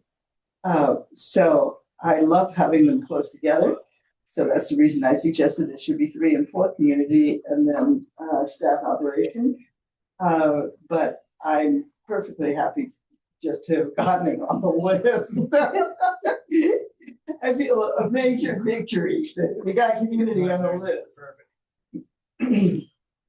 So I'm voting with the majority on this one. Melanie? Yeah, I mean, financial responsibility, safety, operational efficiency, and effectiveness, making sure that, you know, that our staff is, recognized and supportive. Responsible land use, community outreach, and sustainability. All going on. Becca? Yeah, I'm fine with those priorities. I don't, with the exception of maybe the first one, finance, the rest I feel, you know, we're splitting hairs in terms of saying one's more important than the other. Establish an anonymous plate for overflowing plates for our staff. I think we spent a lot of time talking about some really important things, and you've spoken about what parts in each of these priorities are more critical than others. I think we're moving in the right direction, and I think the staff has done stuff this past year to move a lot of things forward. We're on the right track. Of course, you know, the big thing is the revenue, whether or not we'll have revenue or additional revenue next year, and that's just that will determine whether or not we can send postcards that $3,000 a pop, or we can put a notice in the almanac at $500 a pop. You know, we just have no money for that. So whether we can repair storm drain, frankly. So it will hinge a lot on that. Otherwise, people are just going to have to get used to having a very tight belt. Thank you. Yeah, I think this is a collaborative effort. Do you guys have any comments or questions before we close up? No, this was a good event. I'll get things said. One thing we didn't hit on was the expense increases for next year. They're built in. So there's going to be benefit increases with our medical. So that's going to be about a 6 or 7% increase. It'll be about over $60,000-$70,000. Sheriff's contract, at minimum $211,000. The expiration of the credit. They're in a labor negotiation, so it could be $400,000. Could be $500,000. That $211,000 increase directly to the general fund. Balanced budget. We're not going to have a balanced budget. We're going to do status quo. We have significant increases on the cost side that are outside of our. I just wanted to be a little straight with that one. But I think overall, this was a very good day. Very good to hear all your feedback. Very collaborative. Sarah? Appreciate all your good conversation. I would say for community, I sort of think of it as engagement and outreach, or at least that's what the planning and building department should be doing a lot of. That crosses all of our work, but in terms of engaging and then the outreach is how are we actually spreading word of that person. Take that back to figure out how that can be better incorporated all the work and more along the lines of the operational efficiency and effectiveness too. I had one further. Oh, go on. We had one more question. So, thank you. This has been great, very collaborative. And I think the most important thing is this is just the beginning. We have about 4.5 months of really hard work. But this is always really important to have now, early on in the budget conversation, to set the stage for what I anticipate, the direction you provide us next Wednesday night, which remember is not just intro to the budget, but also the time when staff will be seeking direction for any potential revenue measure. And I guess it's just critical that you know that we need direction in that time frame to put into motion a bunch of different meetings which relate to a potential town charter, if that's the direction it gives us. But I think it's an exciting time, and this was a very productive session to set us up for success with really what will be 4 months of hard work. Gary? Yes, work product. I was impressed when I went on the website on priorities that the last time we had a work product that fleshed out the priorities on the website that was in 2022. So it would be wonderful if I'm assuming that we will have on our website under priorities, our priority list as we're working on it currently, the new priority list. Well, that's not it. Yeah, that is it. You want some of the details. And then I want that all the way down, like we did in 2022, where they actually showed what it means to be doing community, what the word community means, and if you're wondering what it should look like, I have it in longhand. So if you get lost in what we discussed, it's right here.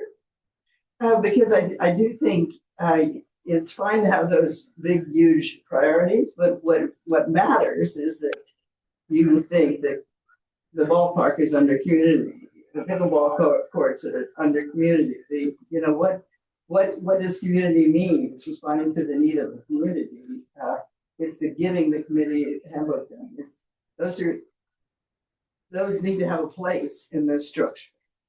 And I do think that's what, when I tried to do this with my interns, go through this, didn't mean anything to just have these lists. What meant something was when you could say, well, these are the things. That's what the community would see. I have to say, if we're gonna do it that way, we have to come back and we have to agree on all of that, because today has been very high level. It's been intentionally so. We have a couple of instances, but it was not my intention to be comprehensive about everything underneath. Like, to me, we did the priority setting session very differently last time. I thought today worked well, and I'm happy with it. But that detailed list came about from an 8-hour plus session. So if you want to propose that, you ought to think about how to get us back on the same page about the next level down. Well, maybe we should just look at the things that we have done, that we have said we wanted, the IT and there are things on this list that we've been talking about for a long time. IT in the town hall, pickleball. I don't know how you're going to handle it. Yeah, so it's up to you. Yeah. So thank you. I appreciate the comment. I think at the moment, that's not a project I want to put on staff. What I'd be willing is to sit down, if you want to sit, we could sit down together. We could try to bucket these things and see what it looks like. I agree with Judith. I mean, if we do that, then it's a subcommittee brings something back to the council. The council to look at, but I mean, I'd be willing to do that if you want. I mean, so, but I want to be careful that we don't get so detailed that we're giving Darcy staff direction on exactly what we should do, because that's not our job. No, I know. But I'm saying that last list we did, I'm really comfortable with categories and strategies. When you start getting into programs, it starts pretty quickly turning into, Sarah, I want you to do X, Y, and Z, and that's something I don't want to go that far. So, but I'll sit down with you if you want, if you'd like. Okay, great. Okay, well, it is a little after 5:30. I wanted to thank everybody for being here, including the public that's sneaking up behind me. Thank you for being here. For the public that's online. And for everybody that attended, I think this was great. I really appreciate the time that you put into this. And I think we were pretty efficient. So thank you again. Thank you all. See you next Wednesday. Thanks to all you guys for getting this organized. I know it's a lot of it. 6. Okay, yeah. I don't know what else. All right. You guys, motion to adjourn. We're adjourned. Thank you.